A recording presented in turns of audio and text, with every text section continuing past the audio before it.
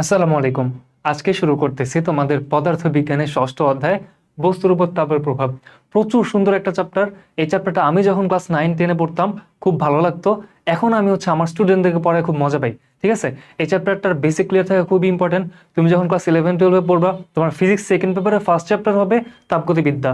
এই চ্যাপ্টারের বেসিক যদি ক্লিয়ার না থাকে, ওখানে যে তুমি খুব ভালো রকমের হোঁচট খাবা। ঠিক আছে, তো অবশ্যই এটা খুব ভালো করে মনোযোগ দিয়ে সম্পূর্ণ চ্যাপ্টারটা দেখবা।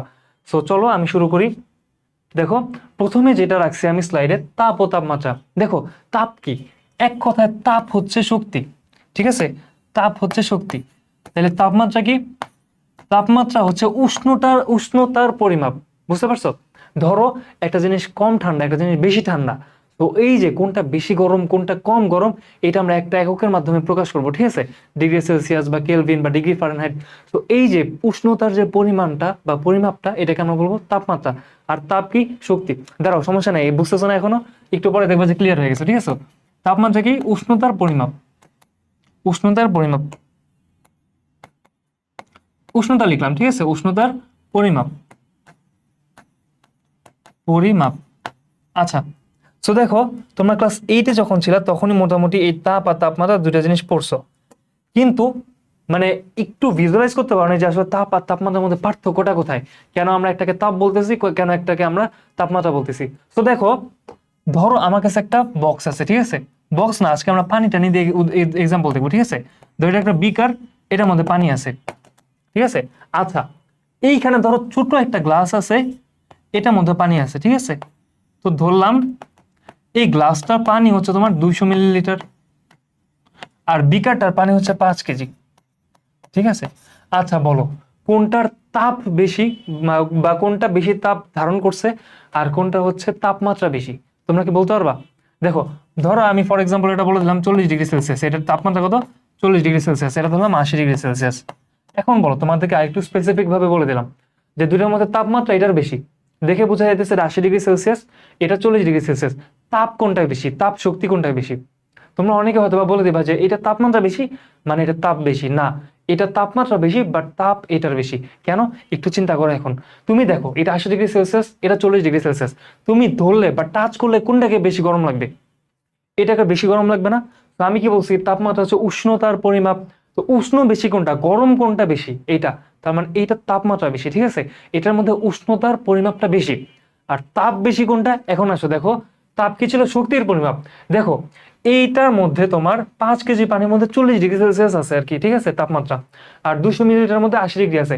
তুমি চিন্তা করো, এইটার মধ্যে অনেক শক্তি আছে, কিন্তু যেহেতু অনেক বেশি জায়গা জুড়ে, এই জন্য আমি ধরলেও এটা বেশি একটা গরম লাগতেছে না। বাট এর মধ্যে শক্তি কিন্তু আছে বেশি, এটার মধ্যে শক্তি আছে কম। তুমি তোমাদেরকে একটা প্র্যাকটিক্যাল এক্সাম্পল দিই। ঠিক আছে, যে প্র্যাকটিক্যালি তুমি এটা কেমনে বুঝবা যে হচ্ছে কোনটা তোমার তাপমাত্রা বেশি, তাপ বেশি না কম কিভাবে বুঝতে পারি? ধরো, তোমরা যে রান্নার পাতিল পাতিল তো দেখোই না, যেটার মধ্যে যে গরম পানি করে আমরা করি, শীতকালে গোসল করি। তো ধরো এটা খুব বাজে হয়েছে, ধরো আমি একটু বিকার কি, এটা সুন্দর হয়নি। ঠিক আছে, দেখো, তো এটা আমার কাছে একটা বিকার আছে। ঠিক আছে, এই বিকারটায় প্রায় 5 কেজি পানি আছে। ঠিক আছে, 5 কেজি। আর এটার মধ্যে আমি 90 ডিগ্রি সেলসিয়াস পানি রাখতেছি, 90 ডিগ্রি সেলসিয়াস, যেটা কিনা ভালোই গরম। ঠিক আছে, তুমি হাত দিলে হাতে ফোসকা পড়ে যেতে পারে। আর এটা ধরো একটা সুন্দর গ্লাস, এটার মধ্যে পানি এটা কতটুকু? ওই যে 200 মিলি, ওইটাই আঁকলাম। আচ্ছা, এখন দেখো এইটার মধ্যে পানি আছে 100 ডিগ্রি সেলসিয়াস, মানে ফুটন্ত গরম পানি। এটার মধ্যে 100 ডিগ্রি সেলসিয়াস পানি আছে। তুমি কিন্তু এটাকে টাচও করতে পারবে না, হাত পুড়ে যাবে। তো দেখে বোঝা যাইতেছে কোনটা বেশি গরম, এটা গরম বেশি, এটা তাপমাত্রা বেশি। দেখো, 100 ডিগ্রি সেলসিয়াস আর 90 ডিগ্রি সেলসিয়াস। কিন্তু এখন আসো হচ্ছে টুইস্টে। তুমি ধরো গোসল করতে পানি নিবা, তুমি কোন জায়গার পানিটা নিবা? এক গ্লাস পানি নিবা 100 ডিগ্রি সেলসিয়াসের, না 90 ডিগ্রি সেলসিয়াসের 5 কেজি? তোমরা সবাই একদম আনডাউটেডলি বলে দিতে পারবা যে আমরা এটা নিবো গোসলের জন্য। কেন? দেখো, এই জায়গায় হচ্ছে তোমার 5 কেজির পানি আছে অনেক তাপমাত্রার, মোটামুটি ভালোই তাপমাত্রা, এটা হচ্ছে যদিও কম। এটা যদি আমি বালতির পানিতে ঢালি, ধরো আমার এক বালতি পানি আছে, ওরা পুরোটাই গরম করে ফেলতে পারবে। এইটাকে যদি আমি এক বালতির মধ্যে ঢালি, একটু কি গরম করবে? শীতকালে পানি এমনি ঠান্ডা, হয়তো বা একটুখানি ঠান্ডা কমবে, বাট গরম একটু করতে পারবে না। কেন? কারণ এইটার মধ্যে আমার শক্তি বেশি আছে। এখন জিনিসটা বুঝছো, কোনটার মধ্যে তাপ শক্তি বেশি আছে, কোনটার মধ্যে তাপমাত্রা বেশি আছে? So, আশা করি এটা তোমাদের ক্লিয়ার হয়েছে। ঠিক আছে, দেখো, ওইটা কেন বেশি গরম লাগে এভাবে চিন্তা করবা যে হচ্ছে এখানে তাপ আছে। ঠিক আছে, এখানে তাপ অনেক বেশি আছে, বাট অনেক জায়গা জুড়ে আছে। সো আমরা ওরকম ফিল করতে পারতেছি না, ঠিক আছে, বা একসাথে অনেকগুলো নাই যে আমাদেরকে হচ্ছে ফিল করাবে। বাট এইখানে অল্প একটু জায়গার মধ্যে অনেকগুলো তাপ আছে, মোটামুটি ভালোই। অল্প একটু জায়গার মধ্যে তাপ থাকার কারণে কি হয়েছে, আমরা ফিল করতে পারতেছি। বাট টোটাল যদি হিসাব করি তাপ কিন্তু এটা বেশি আছে, কিন্তু এই জায়গায় তাপটা ছোট জায়গা জুড়ে আছে, বুঝছো? তোমার আমি একটা এক্সাম্পল দিই, প্র্যাকটিক্যাল এক্সাম্পল, ঠিক আছে। ধরো ধরো আমি তোমারে এই যে এটা ধরো আমার একটা হাত, ঠিক আছে, এটা হচ্ছে এই জায়গাতে আমি বল প্রয়োগ করবো, ঠিক আছে, আমি জোর ধাক্কা দিলাম, তেমন একটা ব্যথা পাবো পাবো না, বেশি একটা ফিল করবো করবো না।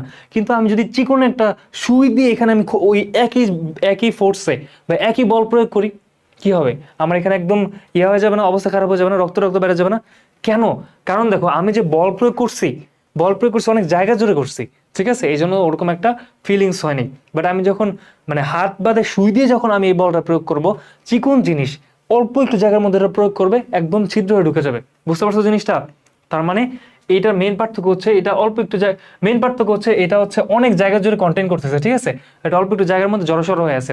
এটা হচ্ছে ভিজুয়ালাইজ করার জন্য বললাম, কল্পনা করার জন্য বললাম, ঠিক আছে। আচ্ছা, অ্যাকচুয়াল কনসেপ্ট আরো একটু এদিক ওদিক হয়। সো এটা তোমরা এভাবে মনে রাখতে পারো। আশা করি তাপ ও তাপমাত্রার মধ্যে তোমরা কিছু জিনিস বুঝতে পারছো। এবার আসো অভ্যন্তরীণ শক্তি কি। আচ্ছা দেখো, ধরো এটা একটা বক্স, ঠিক আছে, বা এটা একটা কঠিন পদার্থ। আচ্ছা, কঠিন পদার্থ বা যে কোনো পদার্থ কি দিয়ে তৈরি আমাদের, বলো তো? অণু পরমাণু দিয়ে তৈরি না? সো আমরা আণবিক লেভেলে চিন্তা করি, এটার মধ্যে অনেক অনেক অনেক অনেক অণু আছে, ঠিক আছে, অনেক অনেক অনেক অণু আছে। আচ্ছা, তাহলে দেখো এই যে অণুগুলা এটা কি এক জায়গায় স্থির থাকে? কখনো স্থির থাকে না, এরা হালকা পাতলা ছোড়াছুড়ির মধ্যে থাকে, ভাইব্রেশনের মধ্যে থাকে, ঠিক আছে, ভাইব্রেশন বা কম্পনের মধ্যে থাকে, এতে কম্পন কন্টিনিউয়াসলি হইতে থাকে। এখন তুমি চিন্তা করো এইগুলা আসলে কি, একটা এই যে একটা বক্সের মধ্যে একটা শক্তি আছে না, কি শক্তি এগুলা? গতি শক্তি। এই যে দেখো এই যে কণাগুলা দৌড়াদৌড়ি করতেছে, ছোড়াছুড়ি করতেছে, একটা বস্তুর যদি বেগ থাকে তাহলে তার মধ্যে গতি শক্তি থাকে কি থাকে না বলো? অবশ্যই থাকে। তো এইটার মধ্যে কি আমার গতি শক্তি আছে। আচ্ছা এখন দেখো, আমি যদি এটাকে তাপমাত্রা দিই আর তাপ দিই, তাপমাত্রা দিই না তো তাপ দিই, তাপ দিলে কি হবে, এই কণাগুলো আরো জোরে ছোড়াছুড়ি শুরু করে দিবে, এরা আরো জোরে ছোড়াছুড়ি শুরু করবে, অর্থাৎ এর অভ্যন্তরীণ শক্তিটা বৃদ্ধি পাবে। এই যে দেখো একটা পদার্থের মধ্যে যে শক্তিটা থাকে অভ্যন্তরীণ শক্তি হিসেবে, এটাকে আমরা অভ্যন্তরীণ শক্তি বলতেছি, বাট এটা আসলে কোন শক্তি? গতি শক্তি। বাট যেহেতু এটা বাইরের থেকে মানে আমরা ওরকম ভাবে দেখতেছি না, এটাকে আমরা কি বলবো? অভ্যন্তরীণ শক্তি। বুঝতে পারছো? তাহলে তাপ দিলে কোন একটা বস্তুকে যদি আমি তাপ দিই তাহলে কি বৃদ্ধি পায়? এই বস্তুগুলো, এটা ধরো আমি আগুন দিয়ে একটু তাপ দিলাম, ঠিক আছে, এই বস্তুগুলোর মধ্যে কি বা এই কণাগুলা, এই অণুগুলা ছোটাছুটি শুরু করবে আরো বেশি গতিতে, তাই না? তো এর কি অভ্যন্তরীণ শক্তিটা বৃদ্ধি পাবে। সো অভ্যন্তরীণ শক্তির কনসেপ্টটা তোমরা মোটামুটি ধরতে পারছো? আচ্ছা, এবার আসো পদার্থের তাপমাত্রিক ধর্ম। তাপমাত্রিক ধর্ম কি? দেখো ধরো একটা বস্তুকে, আমি একটা এক্সাম্পল দিই, তোমরা থার্মোমিটার দেখছো না? থার্মোমিটার, হ্যাঁ, থার্মোমিটারের মধ্যে কি থাকে বলো তো? থার্মোমিটারের মধ্যে থাকে আমাদের পারদ, তাই না? থার্মোমিটারের মধ্যে এই যেরকম পারদ থাকে না, এরকম পারদ থাকে। আচ্ছা, এই পারদটা আমি যখন এই থার্মোমিটার যখন আমাদের শরীরে টাচ করি কি হয়? পারদের লেভেলটা বৃদ্ধি পায়। তাও পারদের লেভেলটা বৃদ্ধি পায় না? এখানে চিন্তা করো, এই পারদটা কার উপর ডিপেন্ড করতেছে? তাপমাত্রার উপর ডিপেন্ড করতেছে না? ওর দৈর্ঘ্যটা, পারদের দৈর্ঘ্য কার উপর ডিপেন্ড করতেছে? তাপমাত্রার উপর। দেখো তুমি যখন এটারে গরম কোনো বস্তুর সাথে একটু টাচ করাবা, ধরো এটা গরম বস্তু, এই গরম বস্তুর সাথে টাচ করাইছো, এটার লেভেল বাড়তে বাড়তে অনেক উপরে উঠে যাবে না? এটার লেভেল বাড়তে বাড়তে এইখানে উঠে যাবে। তো এই যে দেখো তাপের সাথে সম্পর্কিত এটা কি বলো, মানে এই পারদের কোন জিনিসটা তাপের সাথে সম্পর্কিত?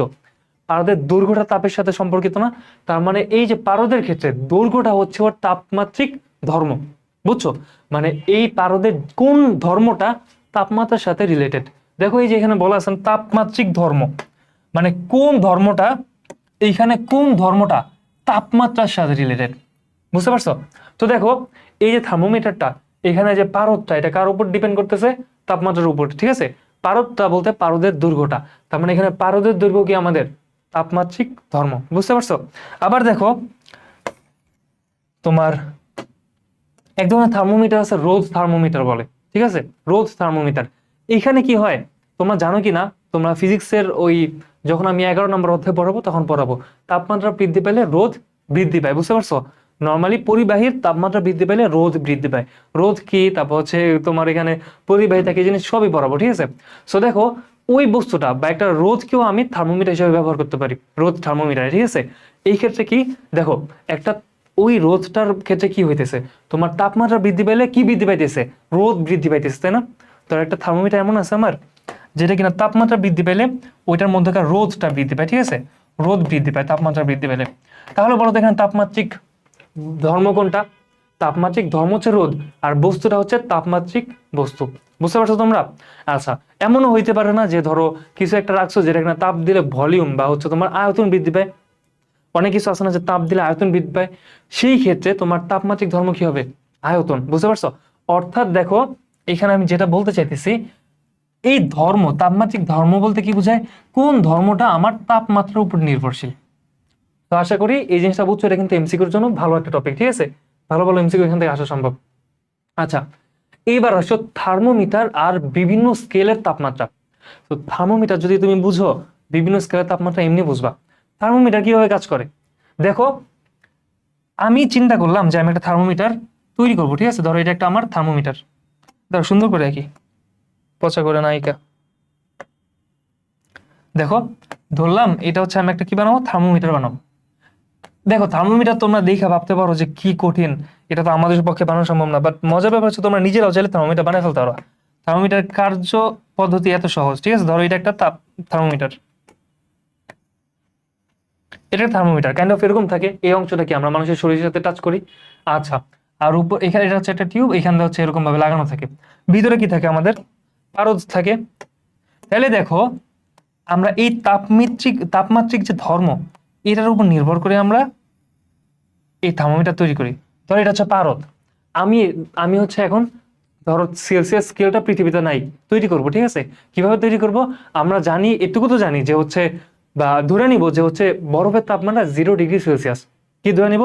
বরফের তাপমাত্রা 0 ডিগ্রি সেলসিয়াস ধরে নিব, আর হচ্ছে তোমার ফুটন্ত পানির তাপমাত্রা 100 ডিগ্রি সেলসিয়াস ধরে নিব। এটা কখন? স্বাভাবিক যে চাপ, সেই চাপ বৃদ্ধি করলে কিন্তু আবার ওই তোমার ফুটানো তাপমাত্রা এগুলো বৃদ্ধি পায়, বা ওগুলোর দিকে যাইতেছে না। স্বাভাবিক চাপে আমরা ধরে নিব বরফের তাপমাত্রা কত? বরফের তাপমাত্রা হচ্ছে আমাদের 0 ডিগ্রি সেলসিয়াস। তো দেখো আমি ধরো এটা বরফের সাথে থার্মোমিটারটা আমি স্পর্শ করাইছি, দেখলাম যে এই যে পারদের লেভেলটা এখানে আছে, এই যে একটুকু আছে, ঠিক আছে? পারদের লেভেল কতটুকু আছে? এই যে একটুকু আছে। আমি এখানে একটা দাগ কাটলাম, এই দাগের নাম দিব আমি 0। মানে এই যে এইটুকু তাপমাত্রাকে আমি বলতেছি 0 ডিগ্রি সেলসিয়াস। এটা কি আমার 0 ডিগ্রি সেলসিয়াস। বুঝতে পারছো? দেখো কঠিন লাগবে না, একটু দাঁড়াও, একটু খালি মনোযোগ দাও, দেখো কি মজা এটা। আচ্ছা, এরপর আমি কি করলাম? এই যে সাদা যে ইয়াটা রাখছিলাম, তোমার বরফটা রাখছিলাম, বরফটা সরাই আমি আনবো এবার ফুটন্ত গরম পানি, ঠিক আছে? তো ফুটন্ত গরম পানির সাথে আমি এবার এই থার্মোমিটারটাকে টাচ করালাম, ঠিক আছে? এটা ধরো ফুটন্ত গরম পানি। আচ্ছা, এখন কি দেখবো বলো? এখন দেখবো যে এই পারদের লেভেলটা বাড়তে বাড়তে অনেক উপরে উঠে গেছে। আচ্ছা, এখানে উঠে গেছে দেখলাম। এইটার নাম দিব আমি কি জানো? 100 ডিগ্রি সেলসিয়াস। এটার নাম দিলাম কি আমি? 100 ডিগ্রি সেলসিয়াস। আমার থার্মোমিটার রেডি হয়ে গেছে। কিভাবে রেডি হয়েছে চিন্তা করো। এটাকে যদি আমি 0 ডিগ্রি সেলসিয়াস নাম দিই, এটাকে 100 ডিগ্রি সেলসিয়াস নাম দিই, এই মাঝখানে আমি 100টা ঘর আছে না বলো? 0 ডিগ্রি সেলসিয়াস এর 100 ডিগ্রি সেলসিয়াস, তাহলে মাঝখানে আরো 100টা ঘর থাকার কথা না? এমন আমি ধরো আরো 100টা ঘর দিলাম, 5 ডিগ্রি, 10 ডিগ্রি, 20 ডিগ্রি করে করে 100 পর্যন্ত ঘর দিলাম। এখন আমি কি করব? এই পারদটা মানে এই থার্মোমিটারটা আমি কোন একটা বস্তুর সাথে টাচ করাবো। যে কোনো বস্তুর সাথে টাচ করালে ও কি করবে বলো? ও ওই হিসাবে উপরে উঠবে না, ও হিসাবে উপরে নামবে, নিচে নামবে। ধর আমি একটা বস্তুর সাথে টাচ করাইছি, ঠিক আছে? একটা বস্তুর সাথে টাচ করলাম, ওই পারদটা হচ্ছে ধরো একটু উঠছে, গরম পানি না, অন্য কোনো একটা বস্তুর সাথে টাচ করাইছি, পারদটা বন্ধ উঠছে। এখন দেখো আমি তো একটু আগেই মার্ক করে রাখছিলাম কোনটা কত ডিগ্রি। এইটা হচ্ছে তোমার 0 ডিগ্রি, 1 2 3 4 এমনি ধরো দেখলাম যে 15 ডিগ্রি লেভেলে উঠছে, বা হচ্ছে 15 না, এটা ধরো 40 ডিগ্রি লেভেলে উঠছে। তাহলে কি পাবো বলো? এই বস্তুর তাপমাত্রা পেয়ে যাবো না? সো এইভাবে মূলত থার্মোমিটার কাজ করে। কোন বেসিসে? এই যে তোমার মার্কারি বা হচ্ছে পারদের দৈর্ঘ্যের প্রসারণ বা বৃদ্ধি, এইটার উপর বেস করে থার্মোমিটার কাজ করে। বুঝতে পারছো? আচ্ছা, তো দেখো আমাদের থার্মোমিটারের বিভিন্ন স্কেল সম্পর্কে আমরা জানবো, ঠিক আছে? প্রথমত সেলসিয়াস, আমাদের সেলসিয়াস কিন্তু একজন বিজ্ঞানীর নাম। ও যখন থার্মোমিটার আবিষ্কার করছিল, ও বরফের তাপমাত্রা দিছিল 100 ডিগ্রি সেলসিয়াস, আর ফুটন্ত পানির তাপমাত্রা দিছিল 0 ডিগ্রি সেলসিয়াস। বাট আমরা পরে উল্টাই নিছি আর কি। আচ্ছা, একটুক পরিমাণ ঠিক, মানে একটুক পর্যন্ত সব ঠিকঠাক ছিল। এরপর আমাদের হচ্ছে লর্ড কেলভিন, মানে কেলভিন আসলো আরেকটা নিয়ে, থার্মোমিটার নিয়ে। তো কেলভিন কিছু জিনিস থেকে খেয়াল করলো যে হচ্ছে তোমার এটা ধরো একটা থার্মোমিটার রাখা লাগবে না, দেখো ও খেয়াল করলো যে মহাবিশ্বের তাপমাত্রা আমরা মানে এটা তোমাদের জানা উচিত যে আমরা অনেক অনেক উচ্চ তাপমাত্রা যেতে পারি, বাট তাপমাত্রা যখন কমাবো, ধরো 0 ডিগ্রি, -1, -2, -3, এমনি নিচে নামতে নামতে খুব বেশি নিচে যেতে পারবো না, একটা সার্টেন লেভেলে যে থাইমা যেতে হবে। বুঝতে পারছো? মানে একটা বস্তুকে তুমি অনেক গরম করতে পারবা, অনেক তাপমাত্রায় উন্নীত করতে পারবা, বাট ওকে ঠান্ডা করতে করতে একটা নির্দিষ্ট লেভেলের পর ঠান্ডা করতে পারবো না। বুঝছো? তেমন দেখা যাবে যে বস্তুদের আয়তনই শূন্য হয়ে গেছে, মানে ওই যে একদম সর্বনিম্ন তাপমাত্রা ওইটাকে আমরা বলি অ্যাবসোলিউট জিরো জিরো টেম্পারেচার। বুঝছো? অ্যাবসোলিউট জিরো টেম্পারেচার অথবা পরম শূন্য তাপমাত্রা। কি বলি? সর্বনিম্ন তাপমাত্রা আমরা কি বলি এটাকে? পরম শূন্য তাপমাত্রা। জিনিসটা মনে রেখো, সর্বনিম্ন তাপমাত্রা কত?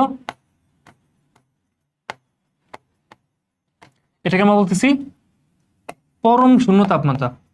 পরম শূন্য তাপমাত্রা, ঠিক আছে? আচ্ছা, এখন দেখো এটার সাথে আমাদের লর্ড কেলভিন বা কেলভিন স্কেলের সম্পর্কটা কি আছে? সম্পর্ক ধরো কেলভিন চিন্তা করলো, মানে সে হিসাব নিকাশ করার চেষ্টা করলো যে সর্বনিম্ন তাপমাত্রা কত। সো বিজ্ঞানীরা অলরেডি ততদিনে অনেকেই বের করে ফেলছে যে সর্বনিম্ন তাপমাত্রা কত, বা আমরা এখন জানি সর্বনিম্ন তাপমাত্রা কত হইতে পারে। সেই সর্বনিম্ন তাপমাত্রাটা হচ্ছে -273.15 ডিগ্রি সেলসিয়াস। বুঝতে পারছো? মানে দেখো কি বললাম, তাপমাত্রা তুমি বাড়াইতে বাড়াইতে অনেক উপরে উঠতে পারবা, বাট কমানোর ক্ষেত্রে তুমি একটা লেভেল পর্যন্ত কমাইতে পারবা, একটা লেভেল পর্যন্ত ঠান্ডা করতে পারবা, এর নিচে ঠান্ডা করতে পারবা না। তো এই যে লেভেল পর্যন্ত তুমি ঠান্ডা করতে পারতেছো, সর্বনিম্ন যে তাপমাত্রা এটা হচ্ছে -273.15 ডিগ্রি সেলসিয়াস। বুঝতে পারছো? এখন দেখো লর্ড কেলভিন কি বললো, বললো যে আমি এমন একটা থার্মোমিটার তৈরি করব যেইটা শুরুই হবে সর্বনিম্ন তাপমাত্রা থেকে। বুঝছো? মানে জিনিসটা দেখো, ধরো এটা একটা থার্মোমিটার, ঠিক আছে? ও কি করে, যখন -273 একদম সর্বনিম্ন তাপমাত্রা যেটা, ওটাকে ও কত দেখে? -73.15 ডিগ্রি সেলসিয়াস। চিন্তা করো। তো ও বললো কি যে এটা যেহেতু সবচেয়ে ছোট, মানে এর নিচে তাপমাত্রা হইতে পারে না, আমরা এটাকে জিরো ধরি, অনেক সমস্যার সমাধান হয় না। কেন আমরা কষ্ট করে -273.15 এভাবে বলবো? আমরা এক কাজ করবো, আমরা এইটাকে জিরো ধরবো, এটা হচ্ছে 1 বেশি হলো এটাকে 1 ধরবো, এটা হচ্ছে 2 বেশি হলো এটাকে আমরা 2 ধরবো। জিনিসটা বুঝছো? মানে -273.15 ডিগ্রি সেলসিয়াসকে লর্ড কেলভিন ধরছে 0 কেলভিন। বুঝতে পারছো? কি ধরছে? 0 কেলভিন। তাহলে দেখো -272.15 এটাকে ওর স্কেলে, কেলভিন স্কেল কত হবে? 1 কেলভিন। বুঝতে পারছো? আচ্ছা, -271.15 এটা কি হবে? 2 কেলভিন। কার স্কেলে? এটা এটা হচ্ছে তোমার কেলভিন স্কেলে। বুঝছো? অথবা একটা আমি যদি স্কেলগুলো একটু আলাদা করে আইকা দেখাই, দেখো ধরো এটা এটা হচ্ছে একটা এমনি আমি একটা কিছু একটা গ্রাফটা আঁকছি, এটা হচ্ছে মহাবিশ্বের সর্বনিম্ন তাপমাত্রা। ঠিক আছে? এটা কি মহাবিশ্বের সর্বনিম্ন তাপমাত্রা যেটা হওয়া পসিবল। তো এটা মান কত? -273.15 ডিগ্রি। 1 ডিগ্রি করে বাইরে কত হবে? এই যে -272, -271, -270, আমরা যেতে যেতে কি হবে? আস্তে আস্তে যেতে যেতে জিরোতে যাবে। তারপর আবার কি 1 ডিগ্রি সেলসিয়াস, এটা কি 0 degree Celsius, 1 degree Celsius, 2 degree Celsius, এমনি বাড়তে থাকবে না ডিগ্রি সেলসিয়াসের ক্ষেত্রে চিন্তা করলে? তো লর্ড কেলভিন কি বলছে? বলছে যে একদম সবচেয়ে নিচে যে তাপমাত্রা ওইটাকে আমি -273 কেন ধরবো? ওটাকে আমি জিরো ধরি। তো কেলভিন কি করছে? এটাকে ধরছে জিরো। ঠিক আছে? এটাকে ধরছে কত? জিরো। তারপর এটার উপরটাকে ধরছে 1, এটা কি কেলভিন স্কেল। বুঝছো? 1 কেলভিন। তার একটু উপরে হলে কি সেটাকে ধরছে 2 কেলভিন। বুঝতে পারছো? আচ্ছা, এইভাবে আগাইতে আগাইতে দেখো এই যে এটা -273 থেকে জিরো হয়ে গেছে, তার মানে কমছে কত? বাড়ছে কত বলো? 273 বাড়ছে না? তাহলে ও কত পারবে? 273 পারবে। অর্থাৎ যখন 0 ডিগ্রি সেলসিয়াস হবে কেলভিন স্কেলে সেটা কত হবে? 273.15 কেলভিন। বুঝতে পারছো? 273.15 কেলভিন। এটা কাটটাই হয়েছে, এটা কেলভিন স্কেল হয়েছে। কোথায়? 0 ডিগ্রি সেলসিয়াসের জায়গায়। বুঝতে পারছো? অর্থাৎ এই জিনিসটা একদম সহজ। কেলভিন স্কেল আর সেলসিয়াস স্কেলের যে তাপমাত্রা, এটা তোমাদের কাছে কঠিন লাগার কোনো প্রশ্নই আসে না। একটু প্রশ্ন আসা মানে কঠিন লাগবে না, একটু পরে দেখাচ্ছি। তুমি একটু চিন্তা করো, -273 যখন হয় সেলসিয়াস স্কেলে, কেলভিন হয় 0, মানে -273 সাথে কত যোগ করলে 0 হবে? +273 না? অর্থাৎ দেখো সেলসিয়াস স্কেলের সাথে যদি আমি 273 যোগ করি, আমি কাকে পাবো? কেলভিন স্কেলকে পাবো। খেয়াল করছো যে 0 ডিগ্রি সেলসিয়াস যখন ছিল, 0 ডিগ্রি সেলসিয়াসে আমি পাইছিলাম হচ্ছে 273.15 কেলভিন। আমরা সিম্পলি 273 বলতে পারি, এটা কোথাও কোথাও 273.16ও আছে, আমরা 273.15 করি। তোমাদের বয়স মোস্ট প্রবাবলি এটাই আছে। তো তোমরা একবার দেখে নেবা, যদি 16 থাকে 16 পড়বা, সমস্যা নেই, বই আছে এটা। আচ্ছা, 1 ডিগ্রি সেলসিয়াসকে আমরা কি করি? 274 বলি। 1.5 কেলভিন। বুঝতে পারছো জিনিসটা? তো এইভাবে কাজ করে কি কেলভিন স্কেল।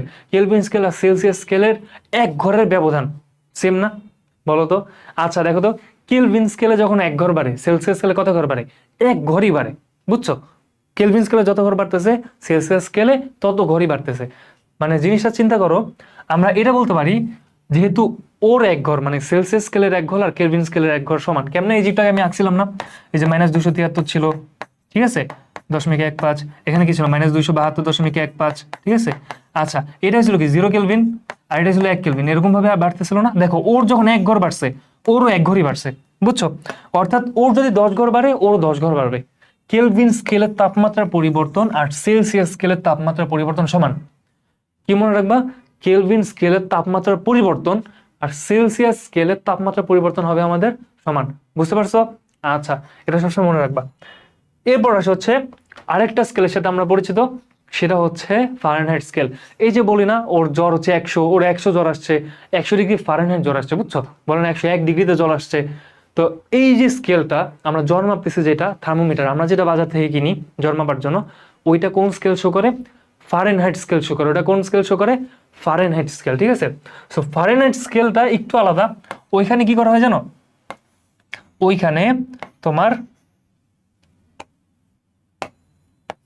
দেখো, ওইখানে তোমার বরফের তাপমাত্রা আমরা সেলসিয়াস স্কেলে কত ধরছিলাম? 0 ডিগ্রি সেলসিয়াস। কিন্তু ফারেনহাইট স্কেলে তোমার বরফের তাপমাত্রা ধরে 32 ডিগ্রি ফারেনহাইট। বুঝতে পারছো? 32 ডিগ্রি ফারেনহাইট। এরপর ফুটন্ত পানির তাপমাত্রা আমরা কত ধরছিলাম? 100 ডিগ্রি সেলসিয়াস ধরছিলাম, ঠিক আছে, বা পাইছিলাম সেলসিয়াস স্কেলে। এটা হচ্ছে ফারেনহাইট স্কেলে কত হবে? 212 ডিগ্রি ফারেনহাইট। বুঝতে পারছো? 212 ডিগ্রি ফারেনহাইট। আচ্ছা সেলসিয়াস আর ফারেনহাইটে ডিগ্রি থাকবে, কেলভিনে কিন্তু ডিগ্রি নেই, এটা মনে রেখো, পরীক্ষা আবার ভুল করো না। ঠিক আছে, তাহলে আশা করি একটু তোমরা বুঝতে পারছো। আচ্ছা এখন নেক্সট দেখবো হচ্ছে আমরা বিভিন্ন স্কেলের মাঝে সম্পর্ক। বুঝতে পারছো? একটা স্কেল থেকে আমি কিভাবে জাম্প করে আরেকটা স্কেলের তাপমাত্রা বের করতে পারবো। বুঝছো? ধরো আমাকে বলে দিল 10 ডিগ্রি সেলসিয়াস, এটা কেলভিন স্কেলে প্রকাশ করো। বুঝছো? অথবা ধরো তুমি কোথাও কোন একটা দেশে গেছো, যে দেশে কিনা তোমার তাপমাত্রা সেলসিয়াস স্কেলে হিসাব করে। এখন তুমি গেলা, তোমরা বললো যে তোমার শরীরের তাপমাত্রা হচ্ছে 37 ডিগ্রি সেলসিয়াস। এখন তুমি বুঝবা তোমার জ্বর আছে কি নাই? বলো। তোমাকে যদি বলে তোমার শরীরের তাপমাত্রা 37 ডিগ্রি সেলসিয়াস, তুমি বুঝবা তোমার জ্বর আছে কি নাই। আমার তখন কি করতে হবে? এই যে তাপমাত্রাটা, এটাকে আমার ফারেনহাইটে নিতে হবে। কেন? কারণ আমরা ফারেনহাইটে বুঝি যে আমাদের জ্বর কত ডিগ্রিতে হয়, 100 ডিগ্রিতে কিরকম জ্বর হয়, 102 ডিগ্রিতে কতটুকু জ্বর হয়, 103 ডিগ্রিতে কতটুকু জ্বর হয়। মানে একটু আমরা এই হিসাবটা ভালো বুঝি আমাদের ব্রেনে। তো দেখো বিভিন্ন স্কেলের মাঝে এই জন্য আমাদের সম্পর্ক সরি বিভিন্ন স্কেলের মাঝে এই জন্য আমাদের সম্পর্ক স্থাপন করাটা খুবই জরুরি। দেখো প্রথমেই আমরা দেখবো কি সেলসিয়াস ও ফারেনহাইটের মধ্যে। সেলসিয়াস ও ফারেনহাইট, ও ফারেনহাইট।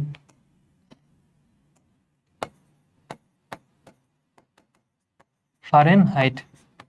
আচ্ছা দেখো তো, সেলসিয়াস স্কেলে ধরো একটু আচ্ছা সেলসিয়াস স্কেলের তাপমাত্রাকে আমরা, দেখো তোমাদের বই এটাকে টিসি ধরছে, ঠিক ঠিক আছে, টিসি ধরছে, মানে সেলসিয়াস স্কেলের তাপমাত্রা, T for temperature, C for Celsius, ঠিক আছে। ফারেনহাইটকে ধরছে কিভাবে জানো? টিএফ। এখানে টি ফর টেম্পারেচার, টেম্পারেচার মানে তাপমাত্রা, এফ ফর ফারেনহাইট, ঠিক আছে। তো তুমি যদি শর্টে মনে রাখতে চাও এভাবে মনে রাখতে পারো, টিতে তাপমাত্রা, সিতে সেলসিয়াস মানে সেলসিয়াসের তাপমাত্রা, টিতে তাপমাত্রা, এফ এ ফারেনহাইট মানে ফারেনহাইটের তাপমাত্রা, এইভাবে মনে রাখতে পারো, ঠিক আছে। আচ্ছা সো এদের মধ্যকার পারস্পরিক রূপান্তরটা আমরা একটু দেখি। সেলসিয়াস দেওয়া থাকলে আমরা কিভাবে সেলসিয়াস থেকে ফারেনহাইট যেতে পারি? আচ্ছা ধরো তাপমাত্রা যদি সেলসিয়াসে দেওয়া থাকে টিসি আর ফারেনহাইটে দেওয়া থাকে টিএফ, তাহলে এদের মধ্যে সম্পর্ক হবে TC/5 সমান TF -32/9। এটা তোমরা ক্লাস 8 পড়ছো না? ক্লাস 8 কিন্তু এই সূত্র ছিল, ক্লাস 8 না সরি 7 ছিল। ক্লাস 7 স্টুডেন্টকে পড়ানোর সময় এই সূত্র খেয়াল করলাম। তোমরা যারা হচ্ছে অন্য কারিকুলামে পড়ছো তারা হয়তো বা পাও নাই, বাট এটা খুবই সহজ একটা রিলেশন। তোমার যদি সেলসিয়াস স্কেলে তাপমাত্রা দেওয়া থাকে তুমি ফারেনহাইটে যেতে পারবা, ফারেনহাইট দেওয়া থাকলে সেলসিয়াস যেতে পারবা, ঠিক আছে। খুবই সহজ, তুমি জাস্ট এটা মুখস্থ করে ফেলবা তাহলে হবে। দেখো TC/5 সমান F -32/9। সো আমি যখন ক্লাস 11-12 স্টুডেন্টকে পড়াই ওদেরকে আমি এটা ডিরাইভ করে দিই যে কিভাবে আসছে, দেখো খুব ভালোভাবে বুঝে। বাট তোমাদের এটা ডিরাইভ করতে গেলে তোমাদের মাথারও হ্যাং হবে, সো দরকার নেই, তোমরা এইটা মুখস্থ করো, ঠিক আছে? তাপমাত্রা এই যে সূত্রটা মুখস্থ করো, সেটা কি Tc/5 সমান Tf মাইনাস 32/9। এটা তোমরা ক্লাস 7-এ দেওয়া সেভাবে যে C/5 সমান F মাইনাস 32/9। এখানে যেমন আমরা সেলসিয়াসকে টিসি ধরছি, ওখানে শুধু সি ধরছে। এখানে ফারেনহাইটকে আমরা টিএফ ধরছি, ওখানে ফারেনহাইটকে ডিরেক্টলি এফ ধরছে। সমস্যা নেই, তুমি একটা ধরলেই হবে, ঠিক আছে? আচ্ছা, একটু কি মনে থাকবে? আচ্ছা, তাহলে দেখো তো এটা কার কার মধ্যে সম্পর্ক পাইছি আমরা? এটা পাইছি আমরা তোমার সেলসিয়াস স্কেল আর ফারেনহাইটের মধ্যে সম্পর্ক। এখন যদি আমরা বাইর করতে চাই তোমার কেলভিন আর সেলসিয়াসের মধ্যে সম্পর্ক, কি করব? কেলভিন আর সেলসিয়াসের মধ্যে সম্পর্ক, এই যে কেলভিন আর ডিগ্রি সেলসিয়াস, এই দুটোর মধ্যে সম্পর্ক কিরকম হতে পারে? এইটা একটু আগেই দেখাই আসছে আমি। ডিগ্রি সেলসিয়াসের সাথে 273 যোগ করলে কেলভিন পাওয়া যায়, বুঝতে পারছো? অর্থাৎ দেখো, আমি ধরলাম কেলভিন স্কেলের তাপমাত্রা টিকে, ঠিক আছে? কেলভিন স্কেলের তাপমাত্রা ধরলাম টিকে, এটা কি হবে? সেলসিয়াস স্কেলের তাপমাত্রা যোগ 273, বুঝতে পারছো? অর্থাৎ তুমি সেলসিয়াস স্কেলের যে তাপমাত্রা, ওইটার সাথে 273 যোগ করলে কেলভিন পেয়ে যাবা। যেমন এটা একটা এভাবে মনে রাখতে পারো যে বরফের তাপমাত্রা 0 ডিগ্রি সেলসিয়াস, 0 ডিগ্রি সেলসিয়াস, ঠিক আছে? আর বরফের তাপমাত্রাই হচ্ছে 273 কেলভিন। অর্থাৎ সেলসিয়াসের সাথে যদি 273 যোগ করি, তাহলে পাবো কি আমরা? তোমার কেলভিন। আর দেখো, এভাবে মনে রাখতে পারো ফুটন্ত পানির তাপমাত্রা হচ্ছে 100 ডিগ্রি সেলসিয়াস, আর কেলভিনে কত হবে? 373 ডিগ্রি ফারেনহাইট, ঠিক আছে? সরি, কেলভিন, বুঝছো? বাট এখানে একটু মনে রেখো, আমি যদিও 273 করতেছি, বাট এটার সাথে একটা 0.15 যোগ দিবা, ঠিক আছে? 273.15 যোগ দিবা, মানে এটা হচ্ছে অ্যাকুরেট আর কি। 273 জায়গায় 273.15 দিলে জিনিসটা ভালো হবে। আচ্ছা, সো এই রিলেশন দ্বারা মনে রাখো। এখন দেখো, আমরা সেলসিয়াস আর ফারেনহাইটের মধ্যে দেখছি, সেলসিয়াস আর কেলভিনের মধ্যে দেখছি। তোমাদের প্রশ্ন আসতে পারে না যে ফারেনহাইট আর কেলভিনের মধ্যে সম্পর্ক কি? দেখো, একটা কাজ করতে পারো এভাবে যে আমরা এই দুইটা সূত্র দিয়েই ওইটা বাইর করবো। কেমনে? ধরো তোমাকে ফারেনহাইট দেওয়া আছে, তোমাকে বাইর করতে বলছে কেলভিন। কি করবো আমরা? ফারেনহাইট থেকে আমরা ডিগ্রি সেলসিয়াস বাইর করতে পারি কি পারি না? এই যে এই সূত্র, ফারেনহাইট দেওয়া আছে, এটা দেওয়া আছে, আমরা বাইর করে নিব কি ফার্স্টে? আমরা ফার্স্টে বাইর করে নিব সেলসিয়াস, ঠিক আছে? দেখো, আমরা ফার্স্টে সেলসিয়াসটা বের করে নিব। এখন দেখো, এই ফারেনহাইট থেকে সেলসিয়াস আমি পারি, ফারেনহাইট থেকে সেলসিয়াস বাইর করছি। এখন কি এই যে এই সূত্র যদি আমি সেলসিয়াসের মান বসাই দিই, কেলভিন পাবো কি পাবো না? বলো তো। ওই সূত্র যদি আমি সেলসিয়াস আর কেলভিনের মধ্যে সম্পর্ক জানি, যেহেতু এটা জানি, তাহলে ওখানে সেলসিয়াসের মান বসাই দিলে আমি কেলভিন পাবো। তাহলে ফারেনহাইট থেকে আমি কি কেলভিন পেয়ে গেলাম। কিন্তু তোমরা যারা ডিরেক্টলি করতে চাও, মানে এত কাহিনী না করে একদম সরাসরি করে ফেলবা, ঠিক আছে? তারা কি করতে পারো, দেখো তাদেরকেও দেখাচ্ছি। দেখো, এইখানে আমার সেলসিয়াসের সাথে ফারেনহাইটের সম্পর্ক জানি, এই যে এটা না Tc/5 সমান Tf মাইনাস 32/9। তো টিসি কে কি লিখতে পারি বলো? টি কে মাইনাস 273.15। টিসি কে কি লেখা যায়? যে দেখো, এখান থেকে কি লিখতে পারি? টিসি সমান টি কে মাইনাস 273.15। দেখো তো এটা বুঝো কিনা? বাচ্চাদের জিনিস, আমি এই যে সাইড চেঞ্জ করছি, যে টিসি টাইপ পাশে রাখছি, 273 এই পাশে বিয়োগ দিচ্ছি, তাহলে কি লিখতে পারি? টিসি সমান টি কে মাইনাস 273.15। তাহলে আমরা ডিরেক্টলি এইখানে সূত্র জায়গায় টিসির জায়গায় এটা বসাই দিব। টিসির জায়গায় কি? টি কে মাইনাস 273.15, এটা বসাইলাম, ভাগ দিলাম 5 দিয়ে, আসবে কি এফ মাইনাস 32/9 বা টিএফ মাইনাস 32/9। পারবা না এটা? দেখো, এটা কি আলাদা করে মুখস্থ করার দরকার আছে? ওই দুটা সূত্র জানলে তুমি এটা এমনি জানবা, ঠিক আছে? আচ্ছা, তো এইটা তুমি যদি চাও সূত্র হিসেবে মুখস্থ করতে পারো, বাট আমি এটা কখনো সূত্র হিসেবে মুখস্থ করি নাই। আমি মাথা খাটাইতাম আর কি, পরীক্ষা হলে বা যে কোনো সময় আমি জানতাম যে ডিগ্রি সেলসিয়াসে গেলে আমি কেলভিনে যেতে পারবো, অথবা আমি এইখানে টিসির জায়গায় এটা জাস্ট রিপ্লেস করে দিতাম, তাহলে আমি কেলভিন তাপমাত্রা পেয়ে যেতাম। বুঝতে পারছো? খুব সহজ কিন্তু ছিল। আচ্ছা, এই প্রশ্নটা, 1 নম্বর প্রশ্নটা খুব ইম্পর্টেন্ট, স্পেশালি এমসিকিউতে চলে আসে, রিটেনও দিয়ে দিতে পারে খতে, বুঝছো? 2 মার্কের জন্য দিয়ে দিবে। আর 2 নম্বর হচ্ছে কোন তাপমাত্রায় কেলভিন এবং ফারেনহাইট স্কেল সমান। ওকে, আমরা চলো দুইটাই দেখবো, ঠিক আছে? ফার্স্ট হচ্ছে 1 নম্বর প্রশ্নটা, কোন তাপমাত্রায় সেলসিয়াস এবং ফারেনহাইট স্কেল সমান। চলো শুরু করি। ধরি টি ডিগ্রি সেলসিয়াস তাপমাত্রায়, ঠিক আছে? টি তাপমাত্রায়, ধরি টি তাপমাত্রায় সমান, ঠিক আছে? লিখবা যে ধরি টি তাপমাত্রায় সেলসিয়াস এবং ফারেনহাইট স্কেল সমান। তাইলে বলো তো, আমরা সম্পর্কটা লিখে ফেলি কার কার মধ্যে, সেলসিয়াস আর ফারেনহাইটের মধ্যে সম্পর্কটা লিখে ফেলি। তো আমরা কি লিখবো? Tc/5 সমান Tf মাইনাস 32/9, Tf মাইনাস 32/9। এইটুকু কি তোমরা লিখতে পারবে না? বাচ্চাদের জিনিস। এখন দেখো, আমি যেই তাপমাত্রার কথা বলতেছি ওই তাপমাত্রা কি দুইটাই সমান না? চিন্তা করো, দুইটা স্কেল যদি সমান হয়, দেখো সেলসিয়াস আর ফারেনহাইট স্কেল দুইটা যদি সমান হয়, তাহলে আমরা কি লিখতে পারি বলো তো? টিসি আর টিএফ সমান না? সমান তো। দেখো টিসি আর টিএফ সমান কেন? কারণ আমি এমন একটা তাপমাত্রা ধরতেছি যেটা কিনা দুইটা স্কেল সমান। তার মানে কোন তাপমাত্রাটা সেটা? টি। মানে ধরতেছি টি তাপমাত্রায় টিসি আর টিএফ দুইটা সমান। তো দুইটার মানে কত? টি না? চিন্তা করো, আমার টি ডিগ্রি সেলসিয়াস তাপমাত্রা মানে টি ডিগ্রি ফারেনহাইটও, মানে ওইটাই তো সমান দুইজনে। তো আমরা টি এর, দেখো আমরা জাস্ট টিসি বা টিএফ না লিখে যে কোনো একটা বসাই দিই। তুমি দুই পাশে শুধু টিসি বসাতে পারো, দুই পাশে টিএফ বসাতে পারো, শুধু টিও বসাতে পারো, ঠিক আছে? কেন? কারণ এখানে কি টিসি আর টিএফ সমান, দেখছো?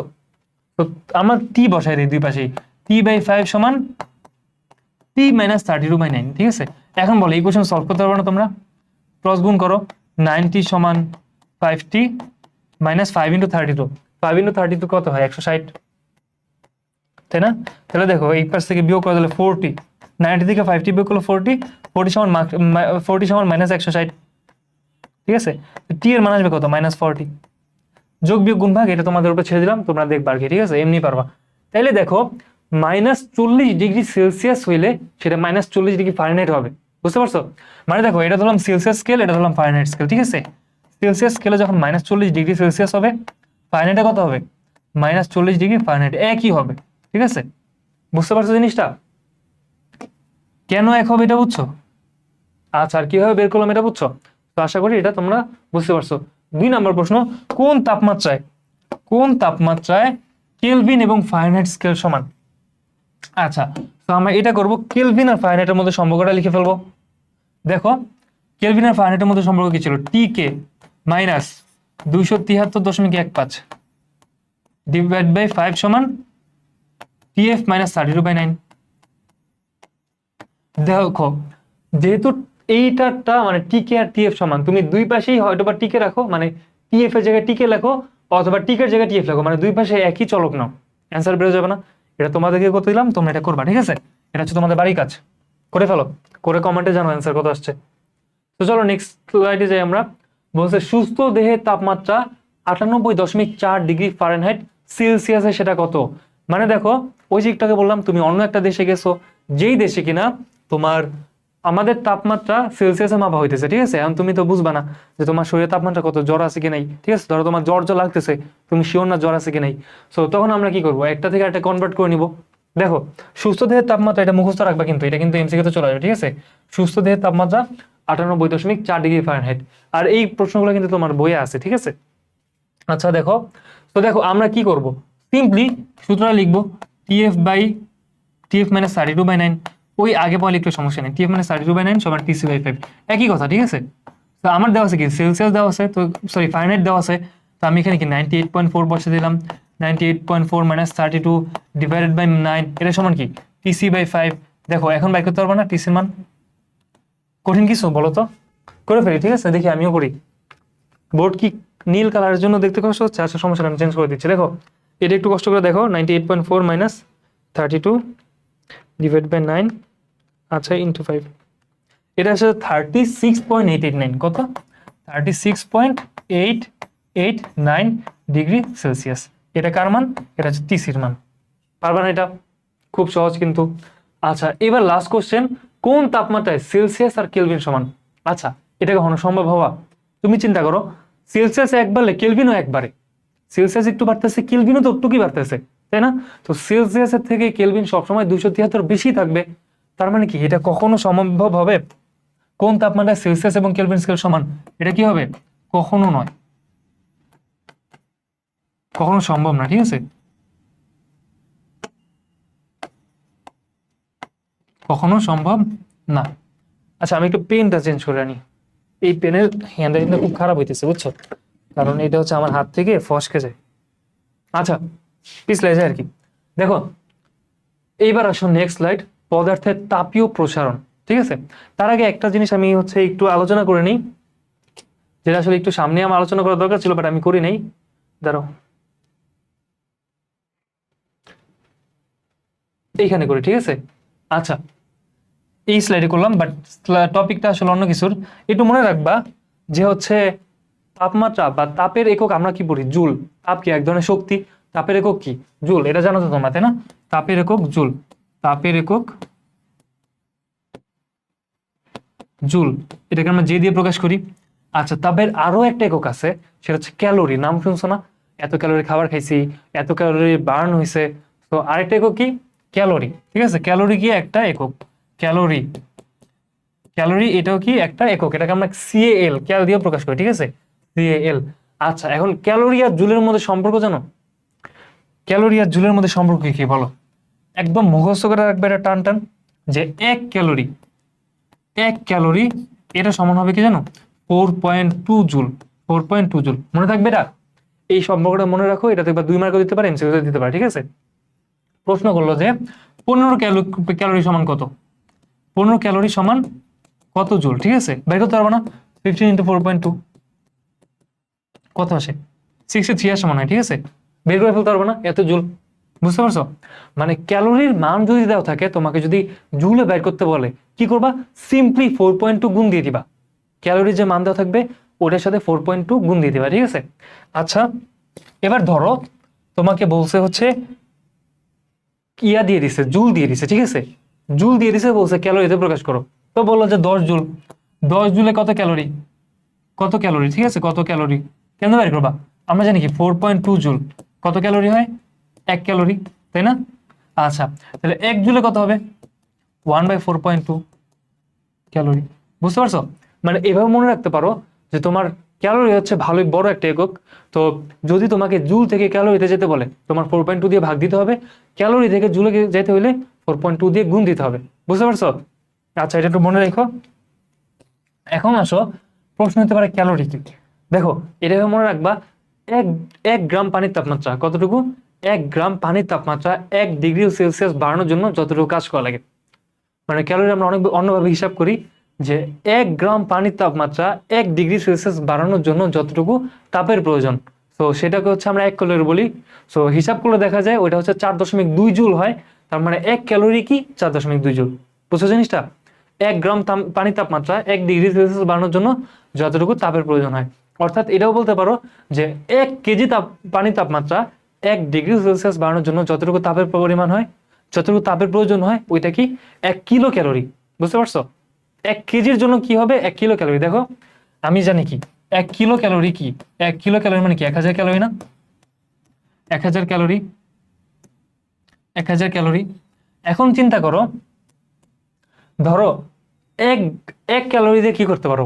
1 গ্রাম পানির তাপমাত্রা 1 ডিগ্রি বাড়াতে পারো। ঠিক আছে, আচ্ছা তাহলে 1000 ক্যালোরি দিয়ে কি করতে পারবা? 1000 গ্রাম পানির তাপমাত্রা 1 ডিগ্রি সেলসিয়াস বাড়াতে পারবা। 1000 গ্রাম মানে কি? 1 কেজি। অর্থাৎ 1 কেজি পানির তাপমাত্রা বাড়ানোর জন্য যতটুকু তাপের প্রয়োজন হবে সেটা কি? 1 কিলো ক্যালোরি। মনে থাকবে এটা? একটু মনে রেখো এটা। আচ্ছা, আমরা আমাদের পড়ায় ফেরত আসি, তাই না? মানে এটা হচ্ছে টপিকটা একটু মিস করছিলাম, তাই দেখা দিলাম আমি এবার। কোথায় কই যায় বুঝি না তো। আচ্ছা, আমরা কই ছিলাম? এখানে দাঁড়াও, এখানে ছিলাম তাই না? কঠিন পদার্থের প্রসারণ। আচ্ছা, পদার্থের তাপীয় প্রসারণ। তো দেখো, তোমরা এই জিনিসটা একটু একটু ধরতে পারছো। ওই যে একটু আগে থার্মোমিটারের কথা বলছিলাম, থার্মোমিটার কি করতো?